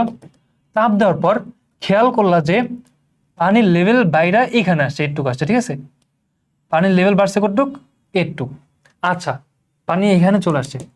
এখন বলো, এই জিনিসটা যে বাড়ছে তুমি দেখছো, এইটা কি আসলে পানির বৃদ্ধি? না, পানি আসলে বেশি বাড়ছিল, কিন্তু পানির সাথে সাথে কি হয়েছে? এটা নিজেও একটু বাড়ছে, এটা নিজেও একটু বৃদ্ধি পাইছে হালকা করে। এর কারণে কি হয়েছে? যে পানি যে বাড়ছে, পানি আবার একটু নাই আসছে, কেন? কারণ এই যে এইটার বৃদ্ধির কারণে, তাই না? জিনিসটা বুঝতেছো? তাহলে দেখো, এমন যদি হয়, চিন্তা করো একটু প্র্যাকটিক্যালি চিন্তা করো, ধরো এটা একটু দেখাই, আরেকটা দেখো। আচ্ছা, যা আঁকছি আঁকছি, দেখো এইখানে যেটা হয়েছে, ধরো পানির বৃদ্ধি, ধরো এই জায়গায় ছিল লেভেল, ঠিক আছে? এই জায়গায় ছিল আর পানির লেভেল, ধরো এটা হচ্ছে কত, 100 মিলিলিটার, ঠিক আছে? তো যদি এই যে পাত্রটা যদি না বৃদ্ধি পায়, পাত্রের আয়তন যদি না বাড়ে, তাহলে ধরো পানি বাইরে 100 থেকে কত হয়? 110। কত হয়? 110 মিলিমিটার হয়ে যায়। কত হয়? 110 মিলিলিটার। কখন? যদি পাত্রটা না বাড়ে। এখন চিন্তা করো, পাত্রটাও যদি একটু বেড়ে যায়, পাত্রটা ধরো আরো 2 মিলিলিটার বেড়ে গেছে, কতটুক পাত্র নিজের আয়তন যেটা ওইটা আরো 2 মিলিলিটার বেড়ে গেছে, ঠিক আছে, তাহলে কি হবে বলতো, এই যে 110 মিলিলিটার পানি ছিল এটা আরো 2 মিলিলিটার নিচে নেমে আসবে না? চিন্তা করো, কারণ কি এই দিক দিয়ে 2 মিলিলিটার ফাঁকা হয়েছে, এই যে এই পাত্র বাড়ার কারণে কি হয়েছে, এই জায়গায় আবার কি 2 মিলিলিটার বেড়ে গেছে না, পানি আরো কি 2 মিলিলিটার নিচে নেমে যাবে না? তো কি হবে বলো, এই যে 110 মিলিলিটার আসলে কি তোমার দৈর্ঘ্যের এই তরল পদার্থের প্রসারণ ছিল, বাট এখন 2 মিলিলিটার নেমে আসবে পানি, পানি এখন কই থাকবে, এখানে থাকবে, আসার কথা এখানে, বাট আসবে কোথায়, এখানে, এটা কততে 108 মিলিলিটারে। বুঝতে পারছো জিনিসটা কেন? কারণ ওই যে একটু পরিমাণ কি হয়েছে তোমার, পাত্রটাই প্রসারিত হয়ে গেছে, পাত্রের জায়গায় বেড়ে গেছে, সো পানি যতটুক বাড়ার কথা তার চেয়ে একটু ধরো, এখানে হচ্ছে পানি, হ্যাঁ আমি তাপ দিলাম, পানি বাইরে এখানে আসার কথা, বাট পাত্র আবার নিচে একটু নেমে গেছে, কারণ পাত্র একটু বড় হয়েছে, তো পানি একটু নেমে আসবে। বুঝছো জিনিসটা? এই জিনিসটার মধ্যে তুমি একটা জিনিস চিন্তা করো, পানির প্রকৃত প্রসারণ কত বলো, পানি 100 মিলিলিটার ছিল, ঠিক আছে, বাইরে হয়েছে কত 110 মিলিলিটার না, পানি বাইরে হয়েছে কত 110 মিলিলিটার না, এটা কি অ্যাকচুয়াল পানির প্রসারণ, মানে পানি 100 থেকে 110 হয়েছে, ঠিক আছে, সো এই যে পানি অ্যাকচুয়ালি বাড়ছে কত বলো, পানি অ্যাকচুয়ালি বাড়ছে কত 10 10 না, তাহলে দেখো প্রকৃত প্রসারণটা কি কত এখানে বলো, প্রকৃত প্রসারণ কত এখানে, প্রকৃত প্রসারণ হচ্ছে এখানে আমাদের 10 মিলিলিটার, ঠিক আছে, প্রকৃত অর্থে পানির কতটুকু প্রসারণ হয়েছে 10, আমরা পড়তেছি কি তরল পদার্থের প্রসারণ, তো তরল পদার্থ কতটুকু প্রসারিত হয়েছে 10, কঠিন পদার্থ মাঝখানে ওটা তো এক্সট্রা হয়েছে, ওটা আমার হওয়ার কথা ছিল না, হওয়া উচিত ছিল না, হয়ে গেছে। আচ্ছা আপাত প্রসারণ কত, আপাত প্রসারণ হচ্ছে আমরা যেটা দেখতেছি হয়েছে 10, বাট এই যে তোমার হচ্ছে পানির পাত্র এই নিজেও একটু বেড়ে গেছে, এই জন্য আমরা বাইরে থেকে যখন তাকাবো, ধরো আমরা তো আর বুঝবো না কতটুক বাড়ছে না বাড়ছে, আমরা দেখবো কি পানি কতটুক বাড়ছে, 8 বাড়ছে না, দেখো এই যে দেখো আসলে বাড়ছে 10, বাট আমরা দেখবো কতটুকু বাড়ছে বলো, 8 দেখবো না, বাড়ছে 10 বাট আমরা দেখবো 8, কেন, কারণ যে একটু নেমে গেছে না। তো দেখো আপাত প্রসারণ কোনটা এখানে, আপাত প্রসারণ, ঠিক আছে, আপাত প্রসারণ সমান এখানে 8 মিলিলিটার, জিনিসটা বুঝছো? আচ্ছা একটা জিনিস চিন্তা করো, আমি ছিল 100 মানে বাড়ছিল 10, পাত্রটা বাড়ছিল কত 2 মিলিলিটার, পাত্রটা এখানে বাড়ছিল কত, এই যে এখান দিয়ে বাড়ছিল কত, এখান দিয়ে বাড়ছিল কত, এখানে বাড়ছে 2 মিলিলিটার, এই জন্যই কিন্তু 2 মিলিলিটার নামা গেছে, তাই না? আমি ফার্স্টে বলে নিয়েছিলাম এখানে কতটুকু বাড়ছে 2 মিলিলিটার বাড়ছে, ঠিক আছে, তো এই জন্য কি হয়েছে, এই 2 মিলিলিটার আবার নিচে নেমে গেছে, এই 2 মিলিলিটার কি পাত্রের প্রসারণ না? জিনিসটা চিন্তা করো, আমার আপাত প্রসারণ কি হবে বলো, আপাত প্রসারণ, আপাত প্রসারণ মানে আমি চোখে কোনটা দেখবো বলো, আপাত প্রসারণ কি হবে, প্রসারণ এটা সমান কি হবে, প্রকৃত প্রসারণ যেটা ওইটার থেকে কিছুটা কমে আসবে, প্রকৃত প্রসারণ এখানে কত 10 না, তো আপাত প্রসারণ থেকে প্রকৃত প্রসারণ বেশি হবে না কম হবে, প্রকৃতটা কিন্তু বেশি হবে, প্রকৃত থেকে কিছুটা কমে আসার পরে আমরা আপাতটা দেখবো, তাহলে প্রকৃত ছিল 10, কিছু একটা কমে আসছে, কমে হয়েছে এই তোমার আপাত, তো প্রকৃত থেকে কতটুকু কমছে, পাত্র যতটুকু বাড়ছে ততটুকু কমে আসছে, জিনিসটা বুঝছো, হয়েছে 10, পাত্র 2 বাড়ছে, দেখো আবার 2 নেমে আসছে, তাহলে আপাত হয়ে গেছে কত 8, তাহলে দেখো আপাত প্রসারণ সমান কি হবে, প্রকৃত প্রসারণ মাইনাস পাত্রের প্রসারণ। বুঝতে পারছো? একটু ফিল নাও, একটু এটা বুঝো, একটু ব্যাকে যাও, ভিডিওর এই পার্টটা আরেকবার দেখো, তাহলেই বুঝবা। অথবা আমরা এটাকে এভাবেও লিখতে পারি, এটাকে চাইলে আমরা এভাবেও লিখতে পারি, দেখো তাহলে এভাবেও লিখতে পারি যে প্রকৃত প্রকৃত প্রসারণ, প্রকৃত প্রসারণ এটা কি হবে, এটা আসলে একটু বেশি হবে আপাত প্রসারণ থেকে, কত বেশি হবে, আপাত প্রসারণের থেকে যদি আমি পাত্রের প্রসারণটা যোগ করি, আপাত প্রসারণ যোগ পাত্রের প্রসারণ, এই দুইটা আমি যোগ করলে কি পাবো, প্রকৃত প্রসারণটা পাবো। দেখো এখানে আমার কি আপাত ছিল আমার এখানে 8, প্রকৃত ছিল 10, তাহলে যে এই যে ইয়াটা পাত্রের বৃদ্ধি ছিল 2, 8 এর সাথে 2 যোগ করলে 10 পাওয়া যায়, খেয়াল করো, আপাতের সাথে যদি আমি পাত্রের দৈর্ঘ্য বৃদ্ধি করি তাহলে প্রকৃতটা পাওয়া যায়। তো আশা করি একটু বুঝছো, যারা বুঝো নাই এই পার্টটা আরেকবার দেখো, একদম কোনো কনসেপ্ট তোমার ফাঁকা থাকবে না, ঠিক আছে।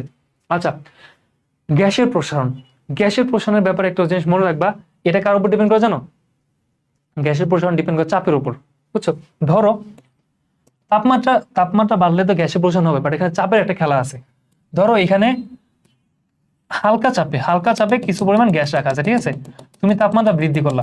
আচ্ছা কেন হচ্ছে আমরা গ্যাসের প্রসারণের ক্ষেত্রে চাপের কথা বলতেছি, কারণ মনে রাখবা গ্যাস কি, গ্যাসের নির্দিষ্ট কোনো আয়তনই নেই, গ্যাসকে তুমি যেখানে রাখো না কেন ওইখানকার দৈর্ঘ্য তো ধারণ করে। ধরো এটা একটা সিলিন্ডার, ঠিক আছে, এটা ধরো একটা সিলিন্ডার, এটা গ্যাস সিলিন্ডার, ঠিক আছে, এটা গ্যাস সিলিন্ডার, চিন্তা করো, যদি বাস্তবে এরকম দেখতে হয় না, আমি আঁকলাম আমার মতো, তো তুমি এইটার মধ্যে এই অল্প কিছু পরিমাণে গ্যাস রাখছো, এটা কি পুরা সিলিন্ডার জুড়ে থাকবে না? এটা ছোটবেলায় পড়ে আসছিল তাই না, যে একটা গ্যাসীয় পদার্থ যে পাত্রে রাখা হয় না কেন সেটা পুরা পাত্রই ধারণ করে। তাহলে বলো এই দেখো এটা পুরাটাই জুড়ে থাকবে তাই না?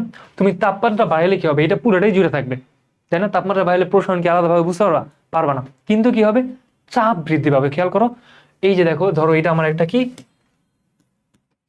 এইটা ধরো একটা সিলিন্ডার বা কিছু একটা, এটার মধ্যে তুমি গ্যাস রাখছো,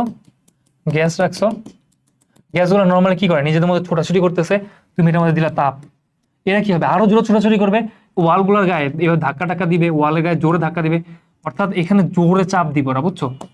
তার মানে এখানে তোমার আয়তন বৃদ্ধির জিনিসটার সাথে চাপও রিলেটেড, বুঝতে পারছো? যেমন কি হইতে পারে, ধরো দেখো, ধরো এইখানে তোমার 1 ATM চাপ, বা ধরো ধরো এখানে 1 লাখ প্যাসকেল চাপ, ঠিক আছে, 1 লাখ প্যাসকেল চাপের মধ্যে তুমি কিছু গ্যাস রাখছো, ঠিক আছে। আচ্ছা, এই 1 লাখ প্যাসকেল চাপের মধ্যে যদি তুমি তাপমাত্রা বৃদ্ধি করো, সেখানে দেখা যাবে ও আরো বেশি জায়গা জুড়ে থাকবে, এই আর কি, বুঝছো? মানে তুমি যদি চাপ ধ্রুব রেখা তারপর তাপমাত্রা বাড়াও, তাহলে ও জায়গা দখল করবে বেশি, বুঝছো?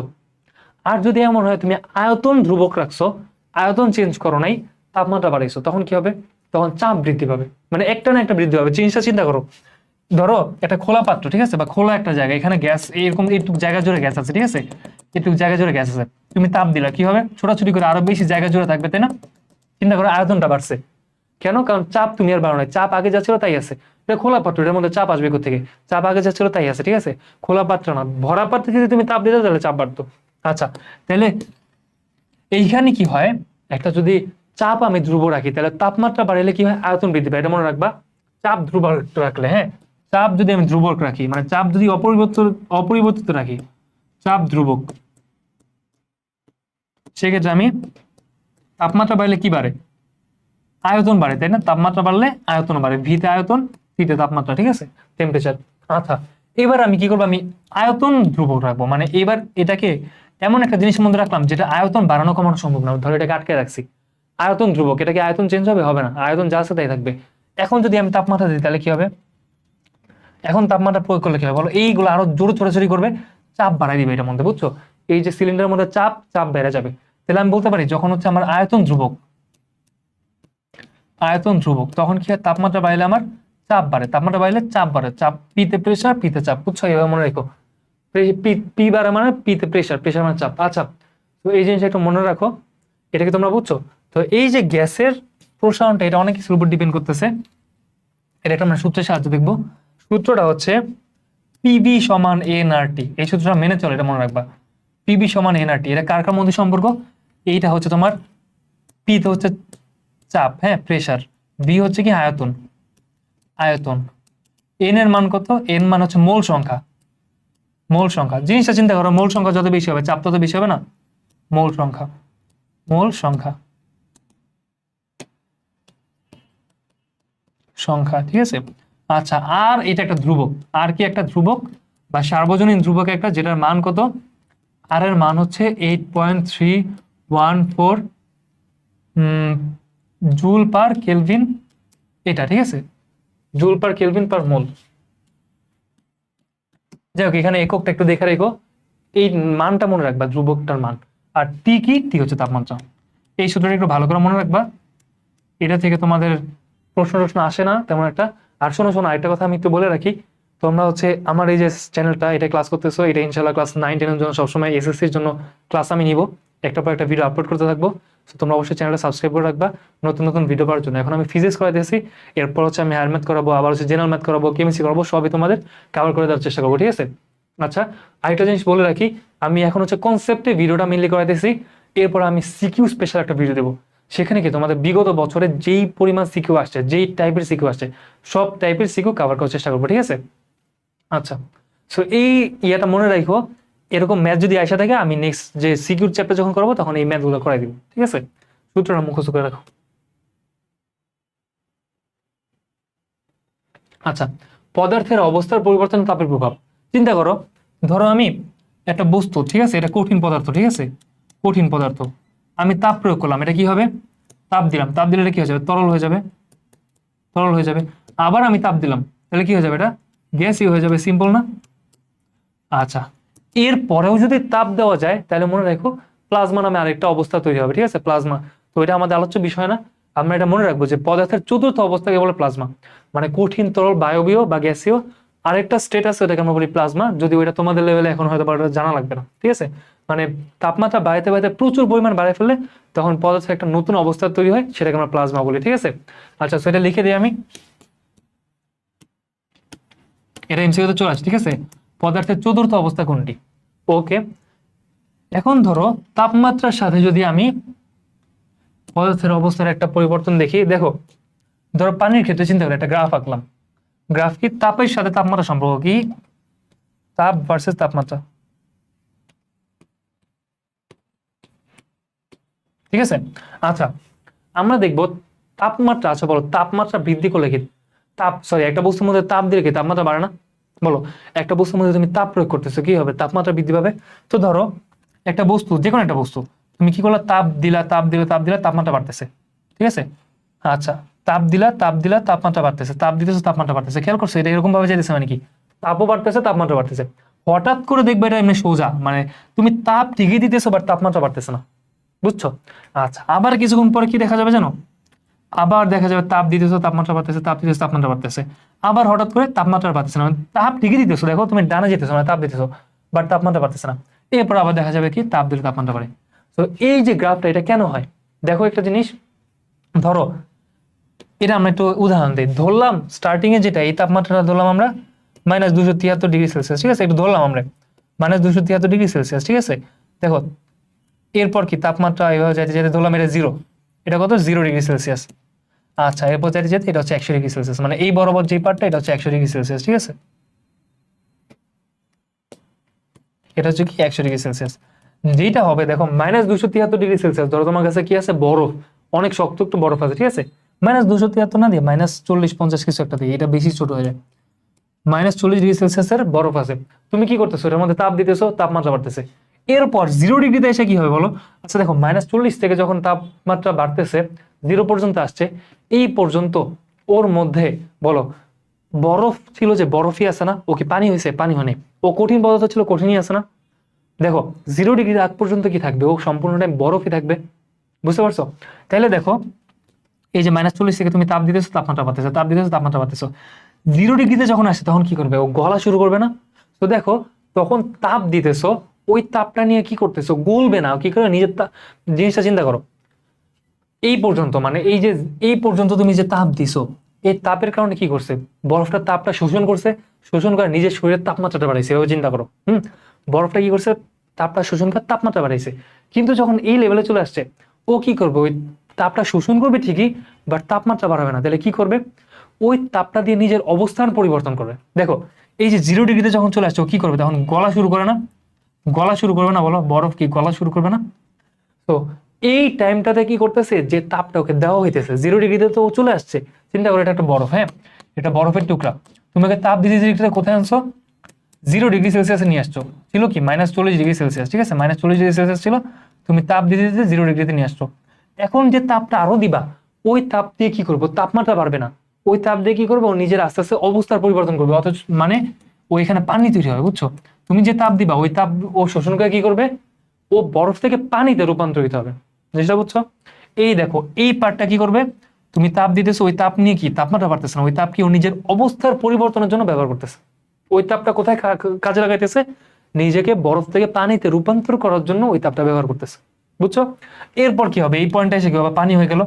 এখন কি তুমি পানির মধ্যে তাপ দিতেছো, তাপমাত্রা বাড়তেছে, পানির মধ্যে তাপ দাও, তাপমাত্রা বাড়ে, আসছে 100°C।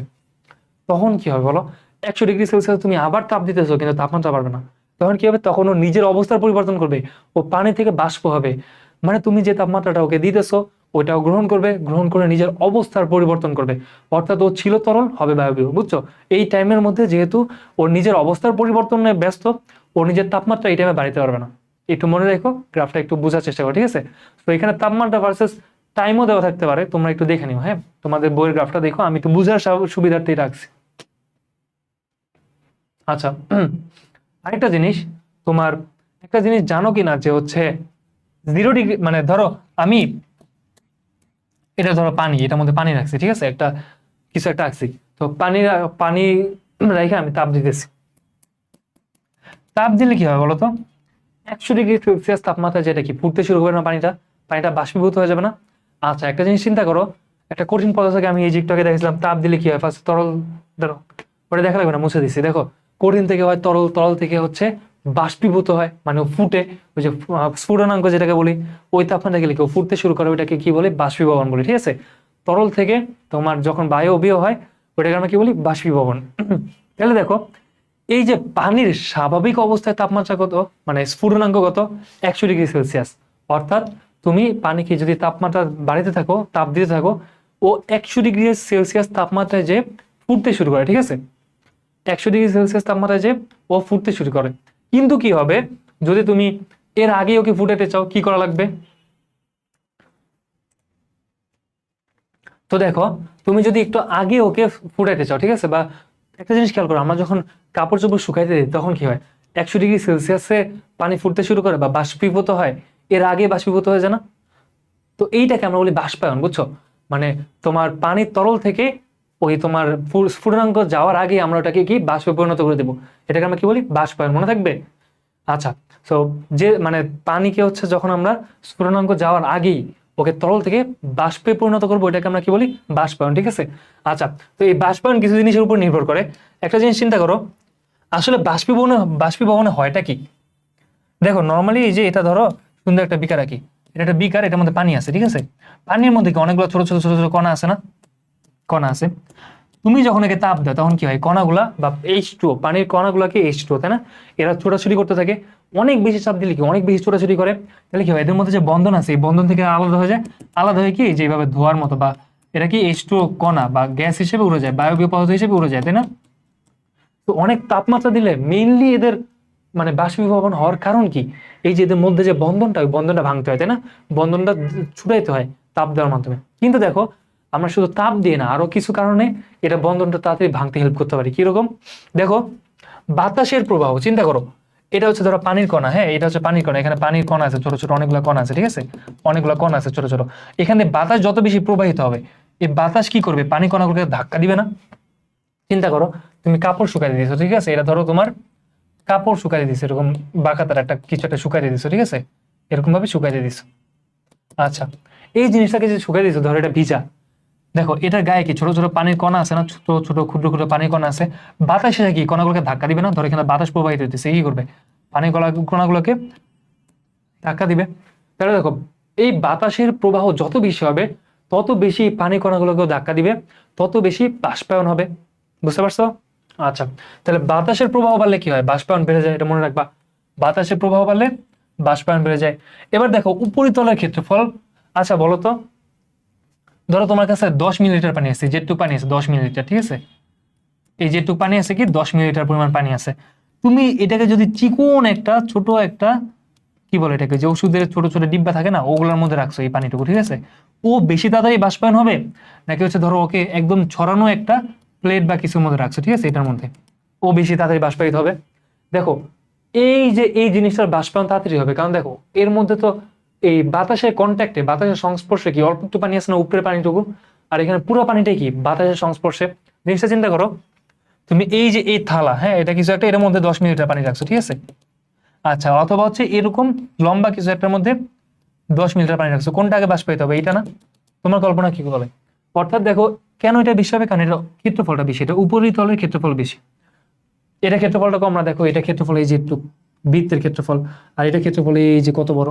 তার মানে মনে রাখবা, তরলের উপরিভাগের ক্ষেত্রফল বেশি হলে বাষ্পায়ন বেশি হয়, মানে এটা বাড়লে বাষ্পায়ন বাড়বে, ঠিক আছে। তরলের প্রকৃতি, আচ্ছা, তরলের প্রকৃতির উপর তোমার ডিপেন্ড করে, ঠিক আছে। যেই তরল তো যত বেশি ঘন, তার বাষ্পায়ন ওরকমই হয়, ঠিক আছে। এটাকে তোমরা আরেকভাবে বলতে পারো, মানে এক এক তরলের জন্য এইটা তোমার এক এক রকম স্ফুটনাঙ্ক বা মানে তরলের প্রকৃতির উপর ডিপেন্ড করে বাষ্পায়ন, ঠিক আছে। ধরো মধু, মধু এই বাতাসের মধ্যে আমি রেখে দিলে যতটুকু বাষ্পীভূত হবে, পানি কি সেম পরিমাণ বাষ্পীভূত হবে? চেঞ্জ আছে না, কেন চেঞ্জ? কারণ ওদের তরলের প্রকৃতিটাই ভিন্ন। বুঝতে পারছো? আচ্ছা, এবার আসা হচ্ছে বাতাসের চাপ। বাতাসের চাপ, দেখো বাতাসের চাপ কমলে বাষ্পীভবন বেশি হবে বা বাষ্পায়ন বেশি হবে, কেন? চিন্তা করো, আচ্ছা দেখো, ধরো এটা একটা বিকার, এটা থেকে পানি কি করবে, বাষ্পায়িত হবে, ঠিক আছে, বাষ্পায়িত হতে যাবে। বাট বাতাসের চাপ যদি এখানে অনেক বেশি থাকে, তাহলে বাতাস এটাকে চাপ দিবে না, বাষ্পায়ন না হওয়ার জন্য বাতাস এটাকে চাপ দিবে না, কণাগুলোকে চাপ দিবে এখান থেকে ছুটে যাতে না উঠতে পারে, তাই না? তো বাতাসের চাপ যদি কম থাকে তাহলে এটা ইজিলি বেড়ে যেতে পারবে। তো প্রেসার কুকারে এটা হয়, বুঝছো? প্রেসার কুকারে কি হয়, বাতাসের চাপ অনেক বেশি থাকে, মানে প্রেসার কুকারে কি এইভাবে আটকানো থাকে না, সিল করা থাকে, আটকানো থাকে, তো ভিতরে বাতাস জমে যায়, বুঝছো? বাতাস জমে কি একটা চাপ তৈরি করে, চাপ তৈরি করলে যেটা হয় এটা বাষ্পায়ন খুব কম হয়, ঠিক আছে, এটার স্ফুটনাঙ্ক অনেক বেড়ে যায়। আমি প্রেসার কুকার একটা ভিডিও বানাইছি কিভাবে কাজ করে, তোমরা দেখতে পারো, আমার চ্যানেল ভিজিট করলেই পারবা। তারপর থার্মোমিটার কিভাবে কাজ করে ওইটার ভিডিও আমার চ্যানেল আছে। তারপর হচ্ছে এই চ্যাপ্টারে দেখবে যে অনেক অনেক টপিকের ভিডিও আমি আগে বানিয়ে রাখছি, ঠিক আছে। তারপর রেল লাইনে পাতগুলোর মাঝখানে কেন ফাঁকা থাকে, এটাও এই চ্যাপ্টারের একটা ভিডিও, মানে এই চ্যাপ্টারের সাথে রিলেটেড, খতে দিয়ে দেয়, ওইটা আমি আলাদা ভিডিও করছি, তো এই জায়গায় বললাম না, লেকচারটা বেশি বড় হয়ে যেতেছে, ঠিক আছে। আচ্ছা দেখো উষ্ণতা, এটা মনে রাখবা, বাতাস আর পানির উষ্ণতা যত কাছাকাছি হবে তত বেশি বাষ্পায়ন হবে, ঠিক আছে। মানে দেখো বাতাস আর পানি দুইটার মধ্যবর্তী যে উষ্ণতা যত কাছাকাছি হবে, এরা যতটা এক মানে এক রকমের যদি হয়, দুটা একই রকম গরম হয়, তাহলে বাষ্পায়নটা বেশি হয়, ঠিক আছে। আচ্ছা বায়ু শুষ্কতা, বায়ু শুষ্কতা দেখো, বায়ু শুষ্কতা মানে কি, বাতাস শুষ্ক কখন হয়, বাতাসের মধ্যে যদি পানি না থাকে, তো বাতাসের মধ্যে যদি পানি না থাকে তাহলে পানি আরো বেশি বেশি বের হবে, কারণ কি বাতাসের পানির যে অভাব ওটা পূরণ করার জন্য এভাবে চিন্তা করতে পারো কি, ঠিক আছে। সো বাতাস যত শুষ্ক থাকবে তত বাষ্পায়ন বেশি হবে, এটা মনে রেখো, ঠিক আছে। ওকে, এবার আসো আপেক্ষিক তাপ। তো দেখো মনে রাখবা, তাপের সাথে তাপমাত্রা একটা সম্পর্ক আছে, ঠিক আছে, তাপের সাথে তাপমাত্রা একটা সম্পর্ক আছে। আমি তাপ দিলে কি তাপমাত্রা বৃদ্ধি পাবে, তাপ দিলাম কি হবে, তাপমাত্রা বৃদ্ধি পাবে। তো ধরো আপেক্ষিক তাপকে আমরা প্রকাশ করবো এইচ দিয়ে, ঠিক আছে, আপেক্ষিক তাপ কি এস, ঠিক আছে, তাকে আপেক্ষিক তাপকে আমরা এস দিয়ে প্রকাশ করি। এই আপেক্ষিক তাপটা এক এক বস্তুর জন্য এক এক রকম হবে, ঠিক আছে, এক এক বস্তুর জন্য ওর এস এর মানটা এক এক রকম হবে, ঠিক আছে। যেমন পানি, পানির জন্য আপেক্ষিক তাপের মান, পানির জন্য, ঠিক আছে, পানির জন্য আপেক্ষিক তাপ বা এস এর মান হচ্ছে 4200, ঠিক আছে, জুল পার কেলভিন, ঠিক আছে, 4200 জুল পার কেলভিন। এটা কি কার জন্য, পানির জন্য। সো এক এক পদার্থের জন্য আপেক্ষিক তাপের মান ভিন্ন হয়, ঠিক আছে। একটা সূত্র মনে রাখবা, কিউ হচ্ছে সমান M S del theta, del theta বা ডেল টিও বলতে পারো, অথবা এটাকে এভাবে লিখতে পারো এম এস ডেল টি, তোমরা এম এস ডেল টি দিয়েই পড়ো, সমস্যা নেই।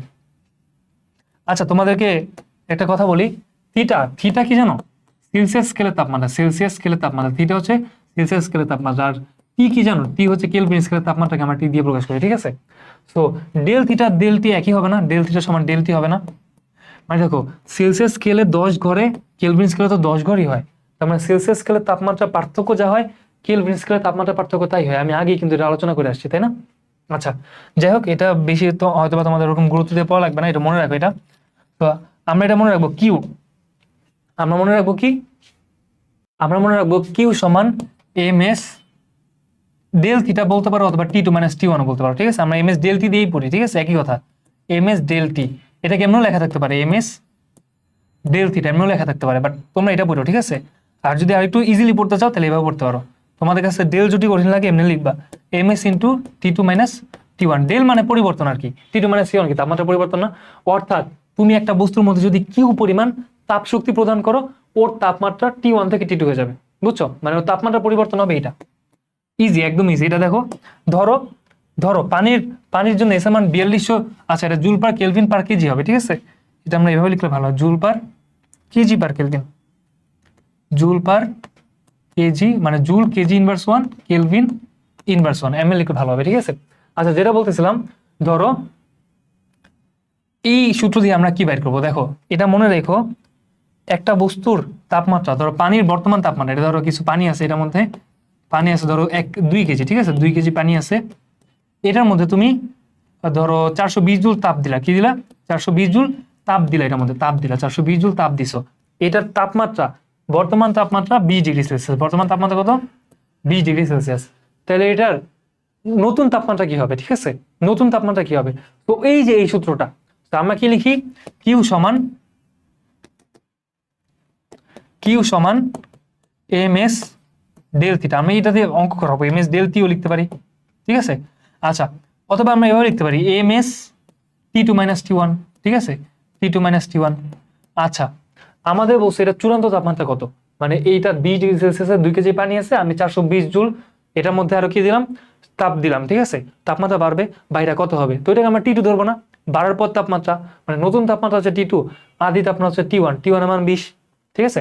সেটা আমরা কি করব, দেখো কিউ এর মান কত, এখানে 420 জুল না, 420 সমান এম, এম হচ্ছে 2, মানে 2 কেজি না, এখানে এম মানে ভর, হ্যাঁ, এম এর মান, এম হচ্ছে ভর, এখানে এম এস ডেল থিটা না, এম হচ্ছে ভর, আচ্ছা, এস, এস পানির জন্য এস এর মান 4200, আচ্ছা, ইনটু টি2 মাইনাস টি1, টি2 তো আমরা জানি না, বের করতে হবে, আর টি1 এর মান কত, 20 ডিগ্রি সেলসিয়াস ছিল, 20 বসে দিলাম, শেষ। এই সূত্রে মান বসালে তুমি টি2 মান পেয়ে যাবা, মানে এই পানির মধ্যে তুমি 420 জুল তাপ দিছো, নতুন তাপমাত্রা কত হয়েছে বুঝছো, মানে এই যে কিউ সমান এম এস ডেল থিটা, ঠিক আছে, এম এস ডেল থিটা বা ডেল টিও বলতে পারো, এইটা দিয়ে আমরা কি বের করি, আমরা তাপের সাথে তাপমাত্রার সম্পর্ক বের করি, বুঝতে পারছো, তাপের সাথে তাপমাত্রার সম্পর্ক বের করি, এটা মনে রাখবা, মানে কতটুক তাপ দিলে তাপমাত্রা নতুন করে কত হবে বা কতটুক বৃদ্ধি পাবে, ওই সূত্রটা হচ্ছে এটা, ঠিক আছে, এই সূত্রটা মনে রাখো, কিউ সমান এম এস ডেল থিটা, ঠিক আছে। আচ্ছা, তোমাদের আরেকটা এখানে কনসেপ্ট আছে, সেটার নাম হচ্ছে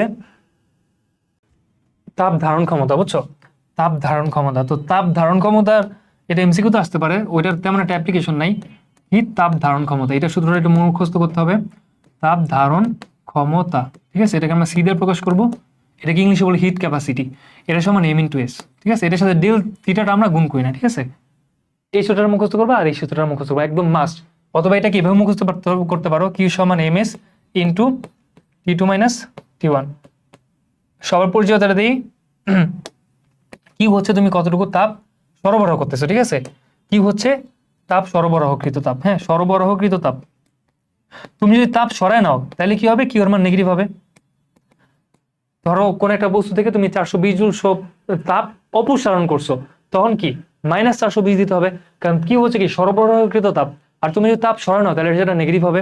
আচ্ছা, কি হচ্ছে কি সরবরাহকৃত তাপ শক্তি বা তাপ, এম এর মান কি ভর, এস কি আপেক্ষিক তাপ, এখানে দেওয়া আছে, আর টি2 কি চূড়ান্ত তাপমাত্রা, চূড়ান্ত তাপমাত্রা, আর টি1 কি আদি তাপমাত্রা, বুঝতে পারছো, আদি বা প্রাথমিক তাপমাত্রা, এটা একটু মনে রাখো, সূত্রটা মুখস্থ করো, এই সূত্র দিয়ে আমরা নতুন আরো কয়েকটা ম্যাথ করবো, ঠিক আছে। আচ্ছা, আজান দিয়ে দিছে, একটু অফ রাখে আমি একটু নামাজ পড়ে আসি, চেষ্টা করো একটু তোমরা, ঠিক আছে। দেখো এই স্লাইডে আমি এই অঙ্কগুলো আর একটু দেখাইলাম না, কারণ আমার মনে হচ্ছে যে হয়তোবা মানে এত থিওরি পড়ে আসলে এখন একটু তোমরা যদি দেখো এটা আবার ভুলে যেতে পারো, আমি এক কাজ করবো, সিকিউ যখন প্র্যাকটিস করবো এইগুলা কনসেপ্টগুলো আরেকবার আমরা রিপিট করবো, তারপরে এই অঙ্কগুলো করবো, দেখবে একদম পানি ভাত হয়ে যাবে, ঠিক আছে, সমস্যা নেই, একটু এখন না বুঝলো একটু মানে হোল্ড করো আর নিজে চেষ্টা করো, সমস্যা নেই। আচ্ছা, গলনাঙ্ক স্ফুটনাঙ্কের উপর চাপের প্রভাব, মনে রাখবা, চাপ যদি বাড়ে, চাপ যদি বাড়ে, ঠিক আছে, তাইলে সেই ক্ষেত্রে গলনাঙ্ক হচ্ছে কমে যায়, স্ফুটনাঙ্ক বেড়ে যায়, বুঝছো, গলনাঙ্ক কি করে কমে আর স্ফুটনাঙ্ক বেড়ে যায়, বুঝছো,